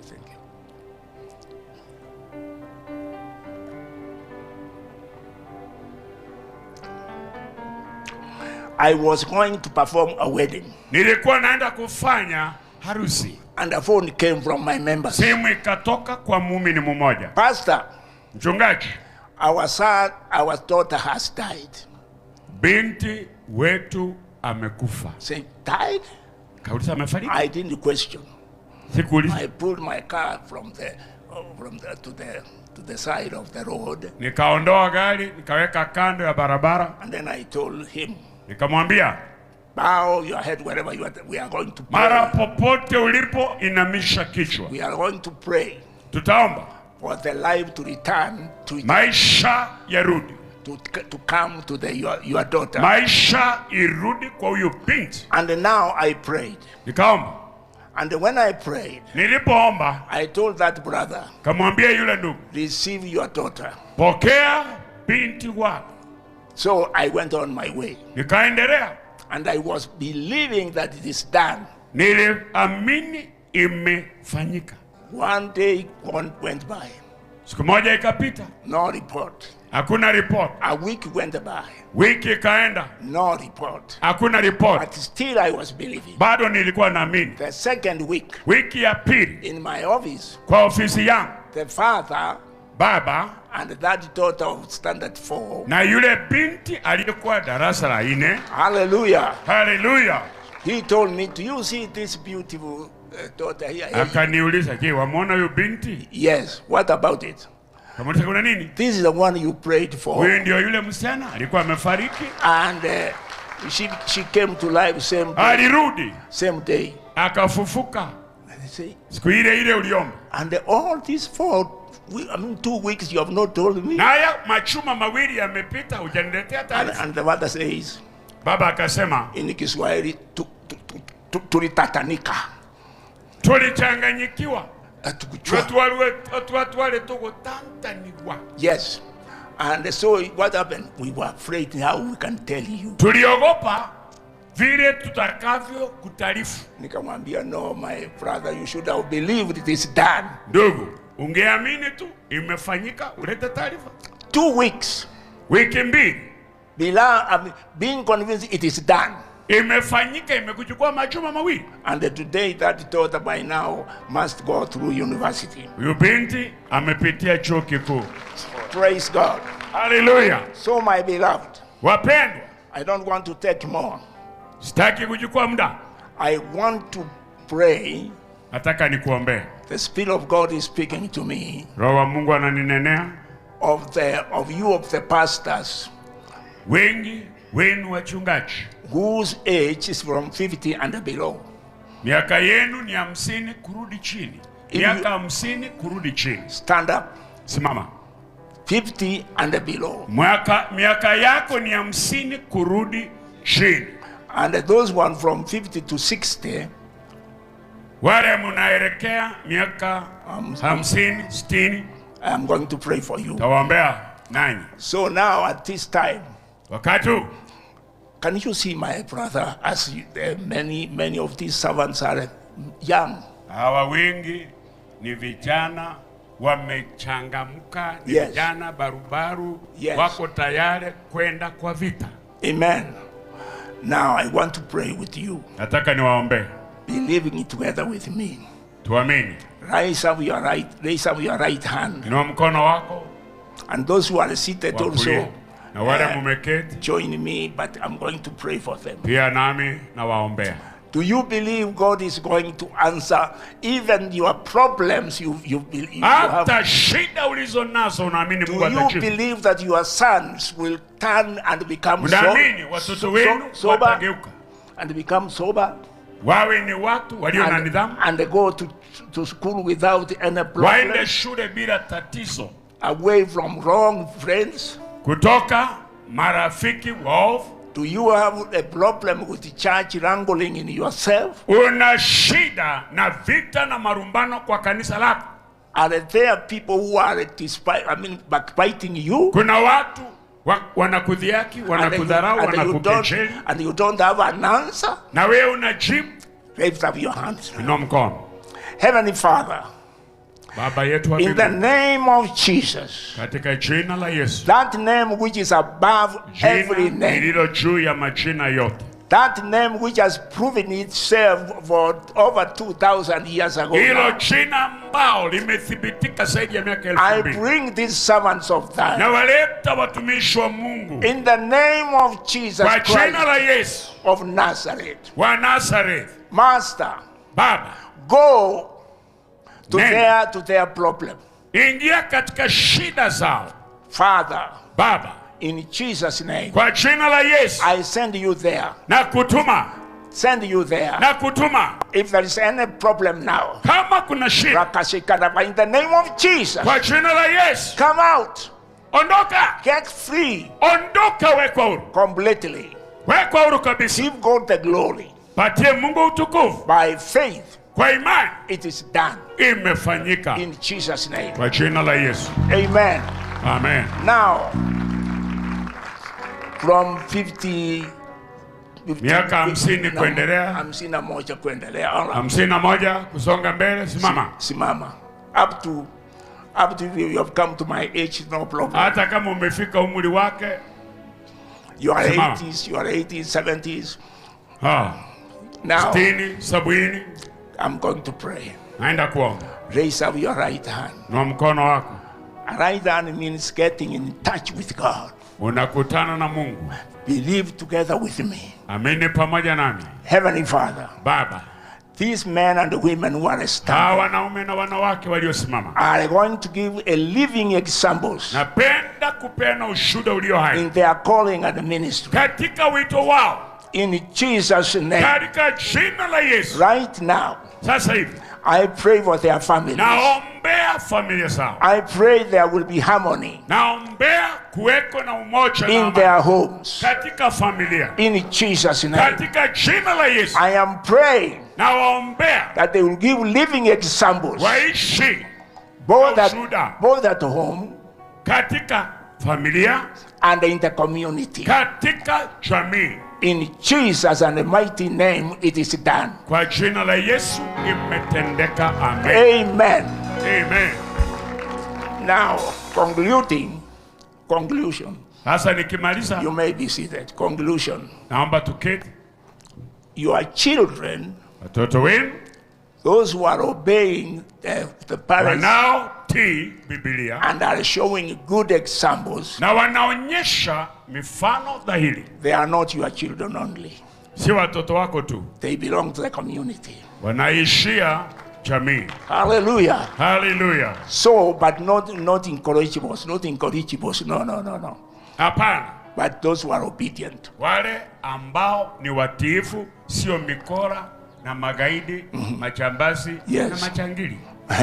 Sio watu fedhuli. They are not yours. Si watoto wako. But good boys and the girls. Vijana wazuri na wasichana wazuri. And obedient. Watiifu. You don't have to teach them. Unaacha kuhangaika wafundishe. The Bible says, Biblia inasema, a wise son mwana aliye mwerefu makes a glad father. Anamfanya baba yake kufurahia. And again, chapter 13 of Proverbs, Methali 13, he says, anasema, a wise son mwana aliye na hekima foresees evil anaangalia maovu and hides himself. na yeye mwenyewe anaepukana nayo. But he who does not see that, yeye asiyeyaona hayo, he will run on and hit the wall. Atakumbana na hizo shida na sitamaliza. So teach your children, fundisha watoto wenu to be obedient, wawe waaminifu, and it shall be well with you. na itakuwa sawa na wewe. Now concerning longevity of days, kuishi siku nyingi. Number 1, la kwanza, be faithful to God. Uwe mwaminifu kwa Mungu. Have no occasion with anybody. Usiwe na nafasi kwa mwingine yule, which is very hard, ambayo ni ngumu. But again, as Apostle tells us, kama vile Paulo anavyotusungumzia, avenge not, beloved. Usiwe ni mtu wa kulipisha kisasi. For vengeance is mine, says the Lord. Anayelipisha kisasi ni Mungu. You as pastors, wewe kama mchungaji, you are a living example. Wewe ni mfano uliye hai. Wherever you are. Mara popote ulipo. Now, na sasa, listen to me. Nisikilize. And this goes to those in authority. Kwa wale mlio kwa mamlaka. Obey your pastors. In other words, honor pastors. Muwaheshimu wachungaji. Governor, you have done well. Gavana, umefanya jambo la maana sana in respecting these servants of God. Kuwaheshimu watumishi wa Mungu hawa. Even as you pray. Hata ulivyoomba. Stand up. Simama. Even as you pray. Vile ulivyoomba. Be nobody. Usiwe mtu yeyote yule. But somebody. Uwe mtu. In the presence of God. Katika uso wake Mungu. Victory is yours. Na ushindi ni wako. Thank you. Mungu akubariki. Let me give you an example. Nikupe mfano. In my days, I say my days. Siku zangu. When independence had come. Wakati uhuru ulikuja Kenya. There were those cabinet ministers. Kulikuwako na mawaziri katika baraza la mawaziri. Yes, and when one of the cabinet will hear Bishop so and so or Pastor so and so want to see you. Walipokuwa nasikia mchungaji anataka kukuona. Oh, this man who was having a good meeting there. Mtu aliyekuwa na mkutano. He will say, gentlemen. Alikuwa anasema, mwanaume. I will ask you now. Tawaomba sasa hivi. Go to the other side of the room. Mwende kwa ofisi nyingine. I have to see the man of God. Nataka nionane na mtu wa Mungu. And then the man of God is received. Na mtu wa Mungu alikuwa anapokelewa, anapewa kipaumbele. He leaves he brings blessing. Analeta baraka. My registration of prayer of intercession and the training. Na katika mafundisho yangu na mwelekeo kwa wale watu waombezi. I was well received by former Attorney General Amos Wako. Amos Wako alinipokea sana. Why? Kwa nini? Men of God. Watu wa Mungu. Children of God. Watoto wa Mungu. There is a blessing resting on you. Kuna baraka inakaa kwako. Which you don't even see. Ambayo huioni. But remain faithful. Uwe mwaminifu to the end. Mpaka mwisho. And Jesus said. Na Yesu anasema. He will give you and me a crown of life. Atakupa taji ya uzima. May God bless you. Mungu awabariki. Amen. Haya. Asa naye chukua mkutano, you know what to do. Amen. Asante sana.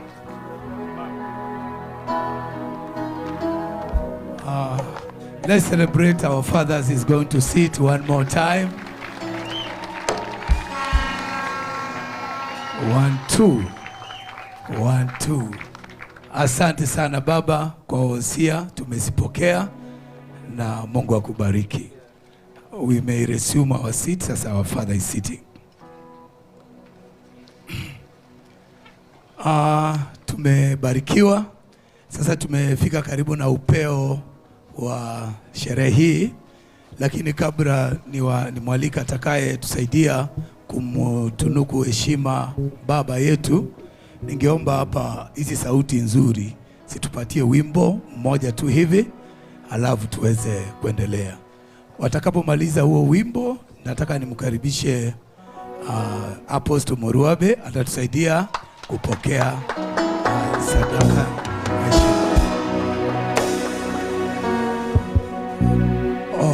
Nataka nimkaribishe Katana. Tafadhali ikimaliza Katana utakuja, ndipo Moruabe aje. Asante. Tumekuja kusema asante. Tumekuja kusema asante. Tumekuja kusema asante. Tumekuja kusema asante.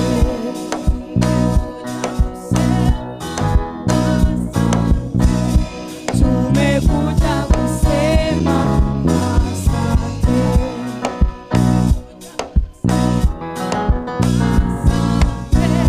Tumekuja kusema asante. Tumekuja kusema asante.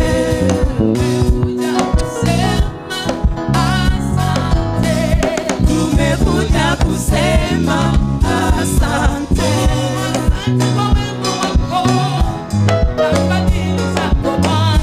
Tumekuja kusema asante. Asante kwa neema yako na ushindi wako Bwana. Tumekuja kusema asante. Asante kwa neema yako na ukuu wako Bwana. Tumekuja kusema asante. Asante. Asante. Tumekuja kusema asante. Asante. Asante. Tumekuja kusema asante. Shukrani zetu Bwana zipokee. Tumekuja kusema asante. Mioyo yetu ya shukuru, nafsi zetu za kuhimidi Baba. Tumekuja kusema asante. Shukrani zetu Bwana zipokee. Tumekuja kusema asante. Mioyo yetu ya shukuru, nafsi zetu za kuhimidi Baba.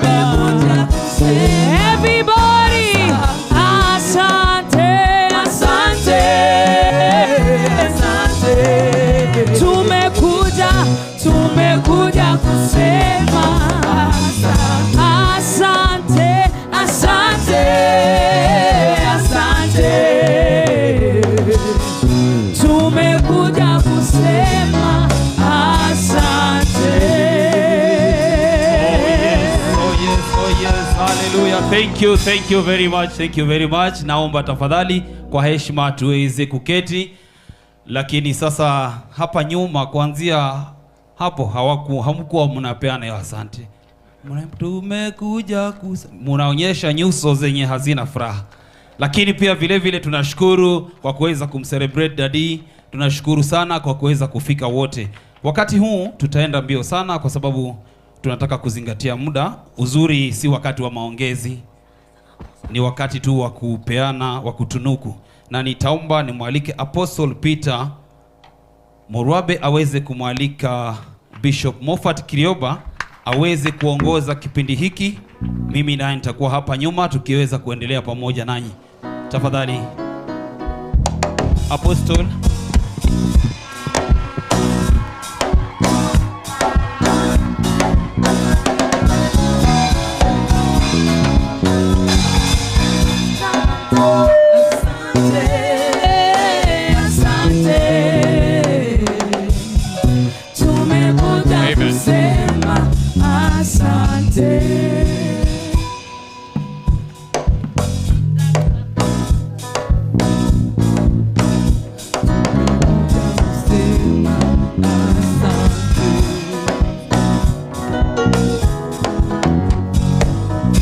Amen. Bwana Yesu asifiwe. Jamani, tuitike vizuri. Bwana Yesu asifiwe. Nitarudia kwanza. Bwana Yesu asifiwe. Nashukuru Mungu sana kwa nafasi, na sitaongea mengi, lakini nimeombwa a very special dedication for our father that has come all the way from Nairobi. Na Malikia ameniambia kwamba lazima tucheze kidogo, even for 2 minutes, kwa kushukuru Mungu kwamba kuna kitu kimefanyika ambacho hakijawahi fanyika Kisii. Jamani, watu washangilie. I want to see everybody standing. Hallelujah. Hallelujah.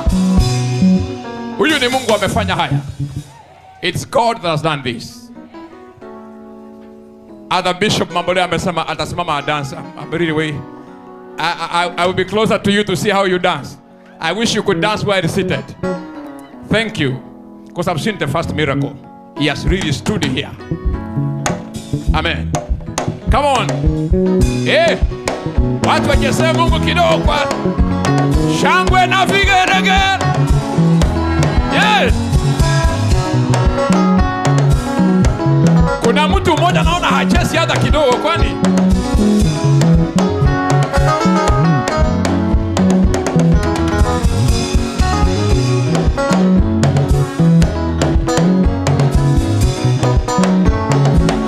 Amen. Ni wa milele, Mungu wetu ni wa milele. Nione mikono kabisa. Wa milele, Mungu wetu ni wa milele. Haleluya. Ni wa milele. Haleluya. Ni wa milele, asifiwe. Mungu wetu ni wa milele. Wa milele. Mungu wetu ni wa milele. Sema haleluya. Ni wa milele. Haleluya. Ni wa milele. Wa milele. Mungu wetu ni wa milele. Wa milele. Mungu wetu ni wa milele. Haleluya. Ni wa milele. Haleluya. Naona ni gavana na Malikia peke yao wanadansi. Nakuja munisaidie tu kwa dakika mbili. Mungu wetu ni wa milele. Sema haleluya. Ni wa milele. Haleluya. Are you ready now everybody? Cheza ya Yesu kwa furaha.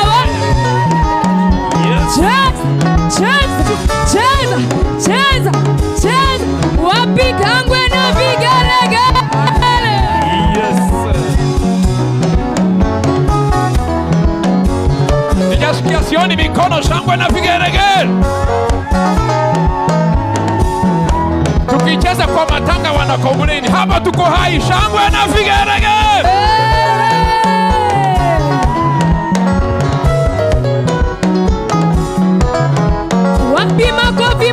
Makofi ya juu kwa Yesu.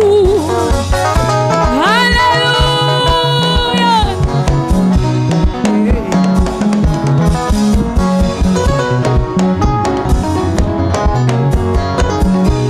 Na mbona sisikii shangwe na vigeregere? Hata Bishop amesimama amesema Yesu ametenda makuu.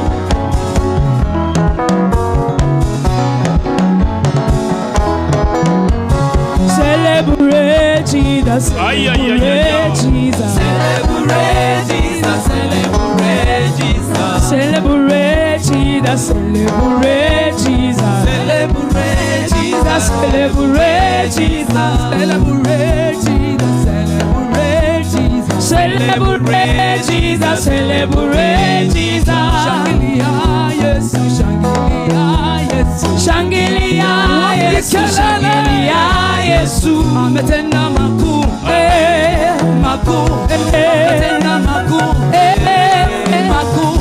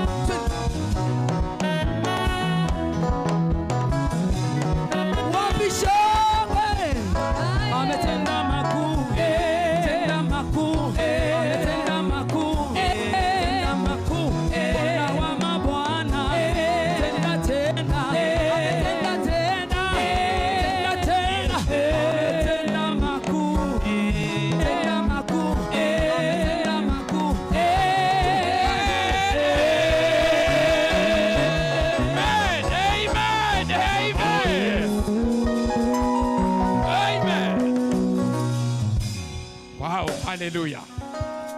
Thank you. We can be seated. Thank you very much. Tunataka kupeleka sehemu hii kwa haraka kidogo kwa sababu ni sehemu ya mwisho, ndio maana nilipewa kwa sababu ya ujana wangu. Kwa hiyo nikifeli mtanicheka. Nitahakikisha kwamba kusudi la Mungu limefanyika tunapomaliza mkutano wetu. Naomba kwa heshima nimwalike Bishop Moffat ambaye ataombea sehemu hii na kuibariki. Alafu nitaichukua kwa mbio tupeane zawadi kwa baba yetu. Mimi kwangu nashukuru sana Malkia. Maana siku ile uliongea iliingia ndani yangu kama mawe fulani kubwa sana.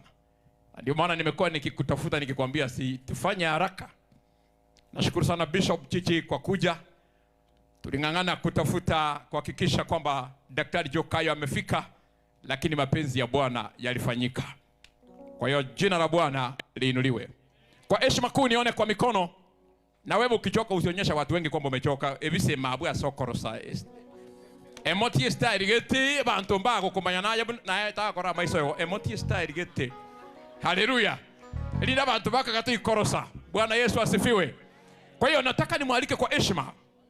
Tuweke mikono yetu pamoja napomkaribisha Bishop Moffat ambaye pia ametembea na baba yetu kwa muda mrefu ili aweze kusema neno moja na kuomba. Haleluya. Amen. Bwana asifiwe. Bwana asifiwe tena.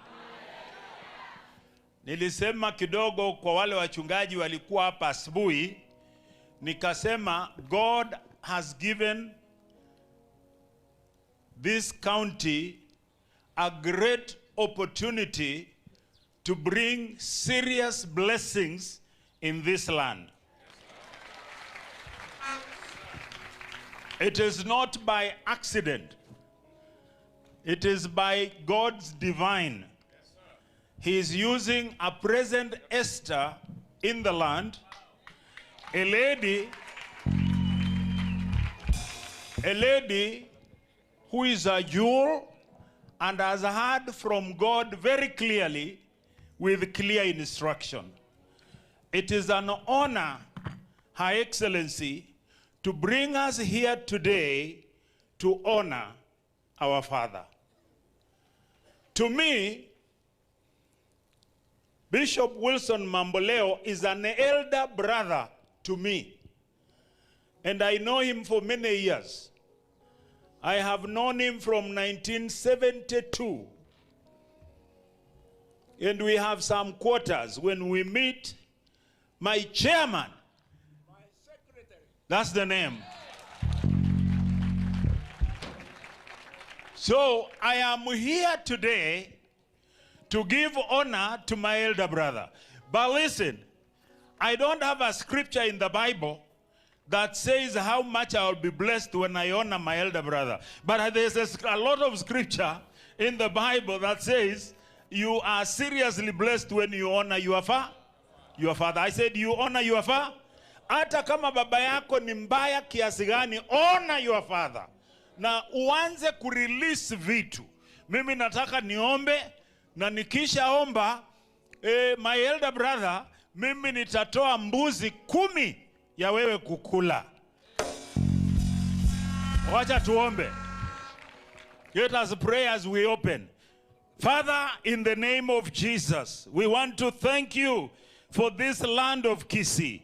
We want to thank you for the leadership in this great county. We want to bless you that it is not by accident you brought forth this great man whom you have used for our nation Kenya, for the other nations of the world. And here we are today celebrating the 90 years of his life on earth and the 70th year of service in the ministry. Father, we pray every one of us who will sow today, they will be sowing in the good ground, and this seed will germinate very soon and bring forth 100-fold.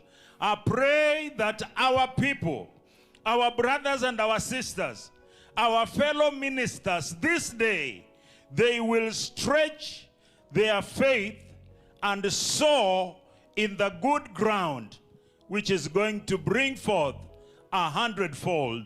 In Jesus' name I pray. Amen. Tafadhali kimbiza sisi sana. Amen. Wow, thank you very much. Thank you so much. God bless you.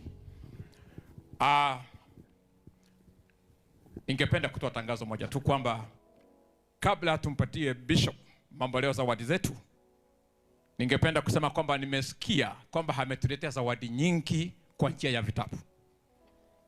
Please make sure that when you leave this place, you go with enough copies. If you don't have a library, take advantage of this opportunity. Establish one. Please, every one of us, as we give our gifts, let's take home a gift with us. At his age, he can afford to bring us a gift. May God keep you longer and bless you. I don't qualify to speak that, but may God bless you. Thank you so much.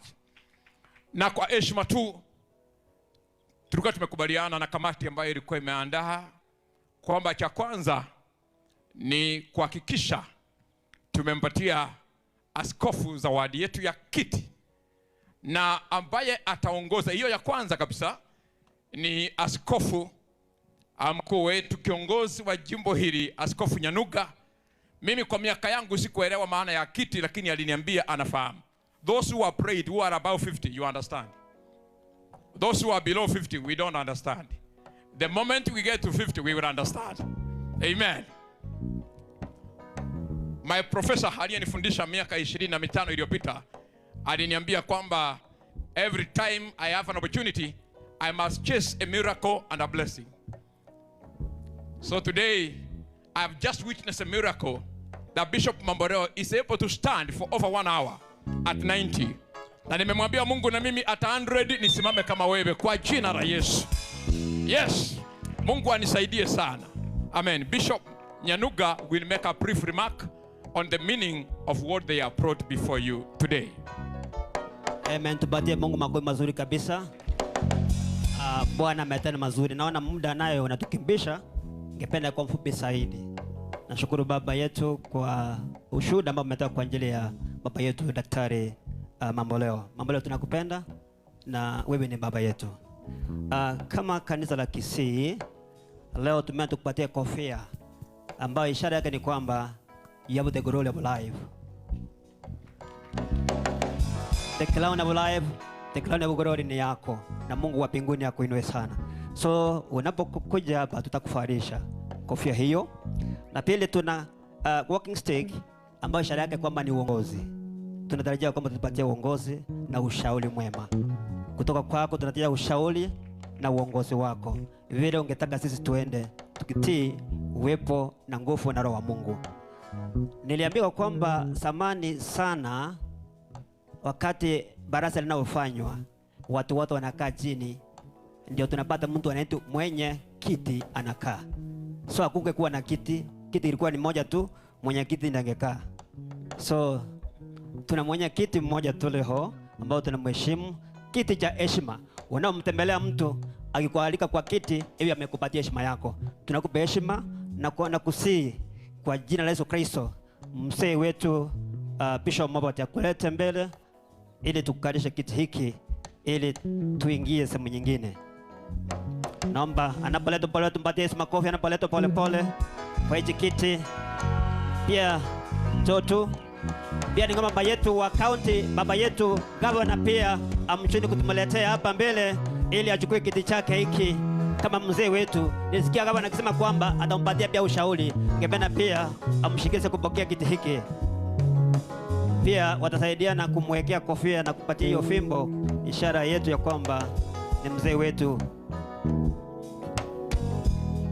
Baba uinuliwe. Thank you. Hallelujah. Baba uinuliwe. Hallelujah. Hii ni Kisii County ABEC team. Kisii County Bazan Clutch Forum imeandaa haya, na kuna shughuli zingine ambazo zinakuja baadaye ambao Kisii County Bazan Clutch imeandaa. To you, Apostle Marwabe. Pia tungetaka pia kumtoa viatu vyake, tumvalize viatu mpya tena, ishara kwamba atatembea na uwezo kumkubwa kabisa, hajasika kutembea. Tutamvaliza viatu. Ningependa pia Bishop Ndubi na Bishop Wawata wakuje wasaidie kumvaliza hii sehemu tafadhali. Ninaenda haraka, mnisamehe kwa sababu ya muda. Tutamsaidia kumtoa. Bishop Wawata kwa wapi please? Awata tutasaidia kufanya hiyo kazi.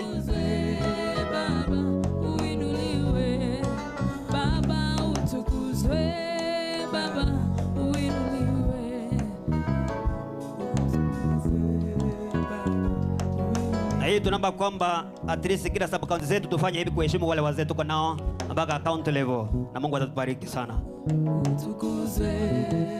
Pole pole tu. Ya mzee mifupa ni ya uzee. Kisha tamwomba Bishop Mosiria na Bishop Nyakoi Ontita hiyo zawadi walete ya mwisho ndio tuwajilie. Baba utukuze, Baba uinuliwe. Simama tu hapa kwanza tumaliza na hii. Utukuzwe Baba uinuliwe. Baba utukuze, Baba uinuliwe. Utukuzwe Baba utukuze, Baba uinuliwe.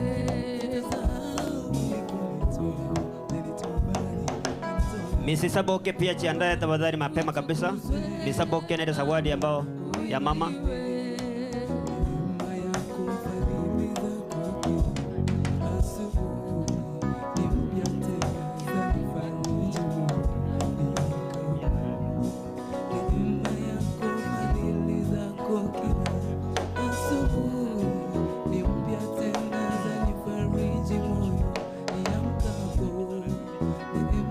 Tuwapatie makofi, wamefanya kazi nzuri ya wazee hawa. Pia vile mnavyomfariza pia nyinyi mtafarizwa jinsi hiyo. Vile mnavyomfariza kesho ni nyinyi. Thank you. Asubuhi ni mpya tena, zanifariji moyoni amkapo. Neema yako, fadhili zako kila asubuhi ni mpya tena, zanifariji moyoni amkapo. Asante sana. Zawadi nyingine inayofuata ni kwamba tulitaka supu kidogo unapotoka hapa. Wazee wa Kisii, mzee unapokuwa na hiyo fimbo ya uongozi, tunaomba upokee mbuzi hii. Thank you Jesus. Tunaomba ipokee mbuzi kwa uwezo, kwa baraka zako zote. ili unaposema nena useme. Hiyo beberu tungetaka ujisuba na sisi, lakini kwa sababu ya muda naomba upokee mbuzi hii. Gusa tu, mletee karibu, aguse tu. Aguse tu, ndipo mrudishe pale. Fadhili zako kila asubuhi, mpya tena zanifariji moyo. Asante, mpatie makofi mazuri kabisa. Thank you, thank you. Sasa tuitoe zawadi yetu ya mwisho. Thank you, thank you, thank you, thank you. Neema yako, fadhili zako kila asubuhi. Naomba sasa Your Excellency Mama, umekuja na mzee umetuletea, na tungeomba pia upokee zawadi hii ambayo unapoenda nayo nyumbani upike uji. Yes. Songa pale. Neema yako, fadhili zako kila asubuhi, mpya tena zanifariji moyo. Haya, ndio hii mama aenda apike uji kabisa, kunywa, amefanya kazi nzuri. Najua mwenye akuletea mgeni haendi hivyo. Pia namwambia kwamba unapoenda pia kunywa maji. Na Mungu akubariki sana. Mpe Yesu makofi mazuri kabisa. Then sehemu yetu kama Kisii County Pastors, tunaomba upokee dadi sadaka ya wachungaji wa Kisii tafadhali. Mungu akubariki sana. Wapi makofi tafadhali tunapopeana zawadi, tusisahau kupiga makofi jamani. Jamani, makofi mazuri. Makofi mazuri kwa watu wa Mungu. Amen. Nitaomba sasa tena tuketi, alafu niwape mwelekeo mwingine wa haraka. Ilikuwa nataka kwanza baba akae. Ndio. Kidogo. Wewe ni mwema, wewe ni mwema Bwana wangu. Mfalme wa amani, uinuliwe. Wewe ni mwema, wewe ni mwema Bwana wangu. Mfalme wa amani, uinuliwe. Wewe ni mwema, wewe ni mwema Bwana wangu. Asante sana. Asante sana. Asante sana. Tunaingia kwenye sehemu nyingine. Ni kitu kizuri kuwa na baba, vile Excellency alisema. Walikuwa wanaomba kwamba ukae tu tukuletee zawadi hapa karibu kwa heshima tu. Pastor Edward amesema ni vizuri arudi kwa kile kiti kingine. Kiti kitakuwa hapa kinamwakilisha. Mwalimu wako hata akiwa mzuri akufundishe upate A, kwa sura au utamfanana. Lakini baba yako hata kama uko na E utamfanana. Baba yako ni baba. Haleluya. Kwa hiyo kwa heshima niruhusu sasa niwaombe our fathers of faith kijumla tu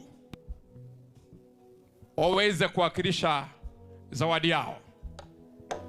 Nilikuwa naomba waongozwe na Bishop Jiki, ndivyo nilivyoelekezwa.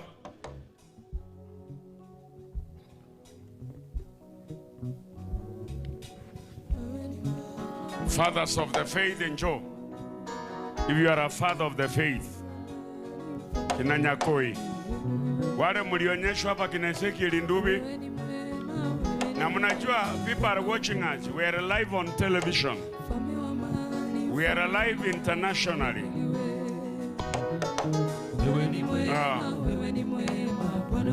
Ngoja kidogo. Your Excellency, Pastor Rigathi, I left Kisii 53 years ago. I'm a donation to this nation. As Church Gichana, I'm giving 53,000 to remember my 53 years of being away. Oh yes. I have already given that money. I'm coming to Nairobi. I also know what to do. May I say openly, I worked very closely with Dr. Joe Kayo. Anytime he celebrated something, I went physically. I remember giving 40,000, giving 60,000. I remember we visited his house together with the leaders of Deliverance Church, and I'm not ready to quote the figure because the figure was huge. So, kama mna lolote la kumsalimia na huyo mzee, mumsalimie. Mumsalimie. Shika mkono wake. Tuende haraka. Wewe ndio unatoka Nyamira. Unashika mkono na maneno inakwisha. Hallelujah. Na ile pay bill number tunaangusha vitu pale. Bwana asifiwe. Tunashika hiyo baraka. Always remember the numbers. When somebody is doing 30 years, give 30. Somebody is doing 90, give 90. Somebody is doing 100, give 100. Ile maneno ya kuleta avocado na migwa imekatwa na kuku tuliachana. Hiyo nilisimama nikaambia watu wa Ugembo, msiniletee kwa sababu gari yangu haitakula avocado na sio kwa ubaya. Omogaka mambo leo. Hallelujah. Wewe ni mwema Bwana wangu. Together with the House of Bishops, please, you are most welcome. House of Bishops, wetu wote wa Kisii, tuwe kwenye laini hiyo. House of Bishops, maana tukimaliza hapo hatutakuwa tunamsalimia mzee. House of Bishops, please, you are most welcome. Naona Bishop Isaboke amesimama tayari. All our bishops, please. Thank you so much. Twende kwa njia hiyo, tunamsalimia. Basket imewekwa hapo.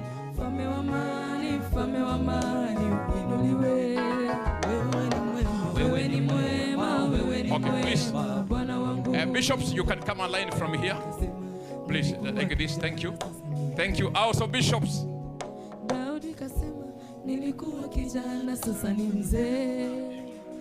Wow. Jamani, makofi kidogo kuonyesha ni sherehe. Makofi yanayoenda na wimbo. House of Bishops. Mungu ni mwaminifu kwa ahadi zake wanadamu. Mungu ni mwaminifu kwa ahadi zake. House of Bishops. Ukimsalimia unatoka haraka. Thank you so much. Thank you so much. Please tukae upande huu. Bishops, please. Asanteni sana, tuondoke haraka. Please. When you are welcome. Thank you. Tuondoke kwa sababu tuko na shughuli ya mwisho. Nimeambiwa kwamba muda umekwenda.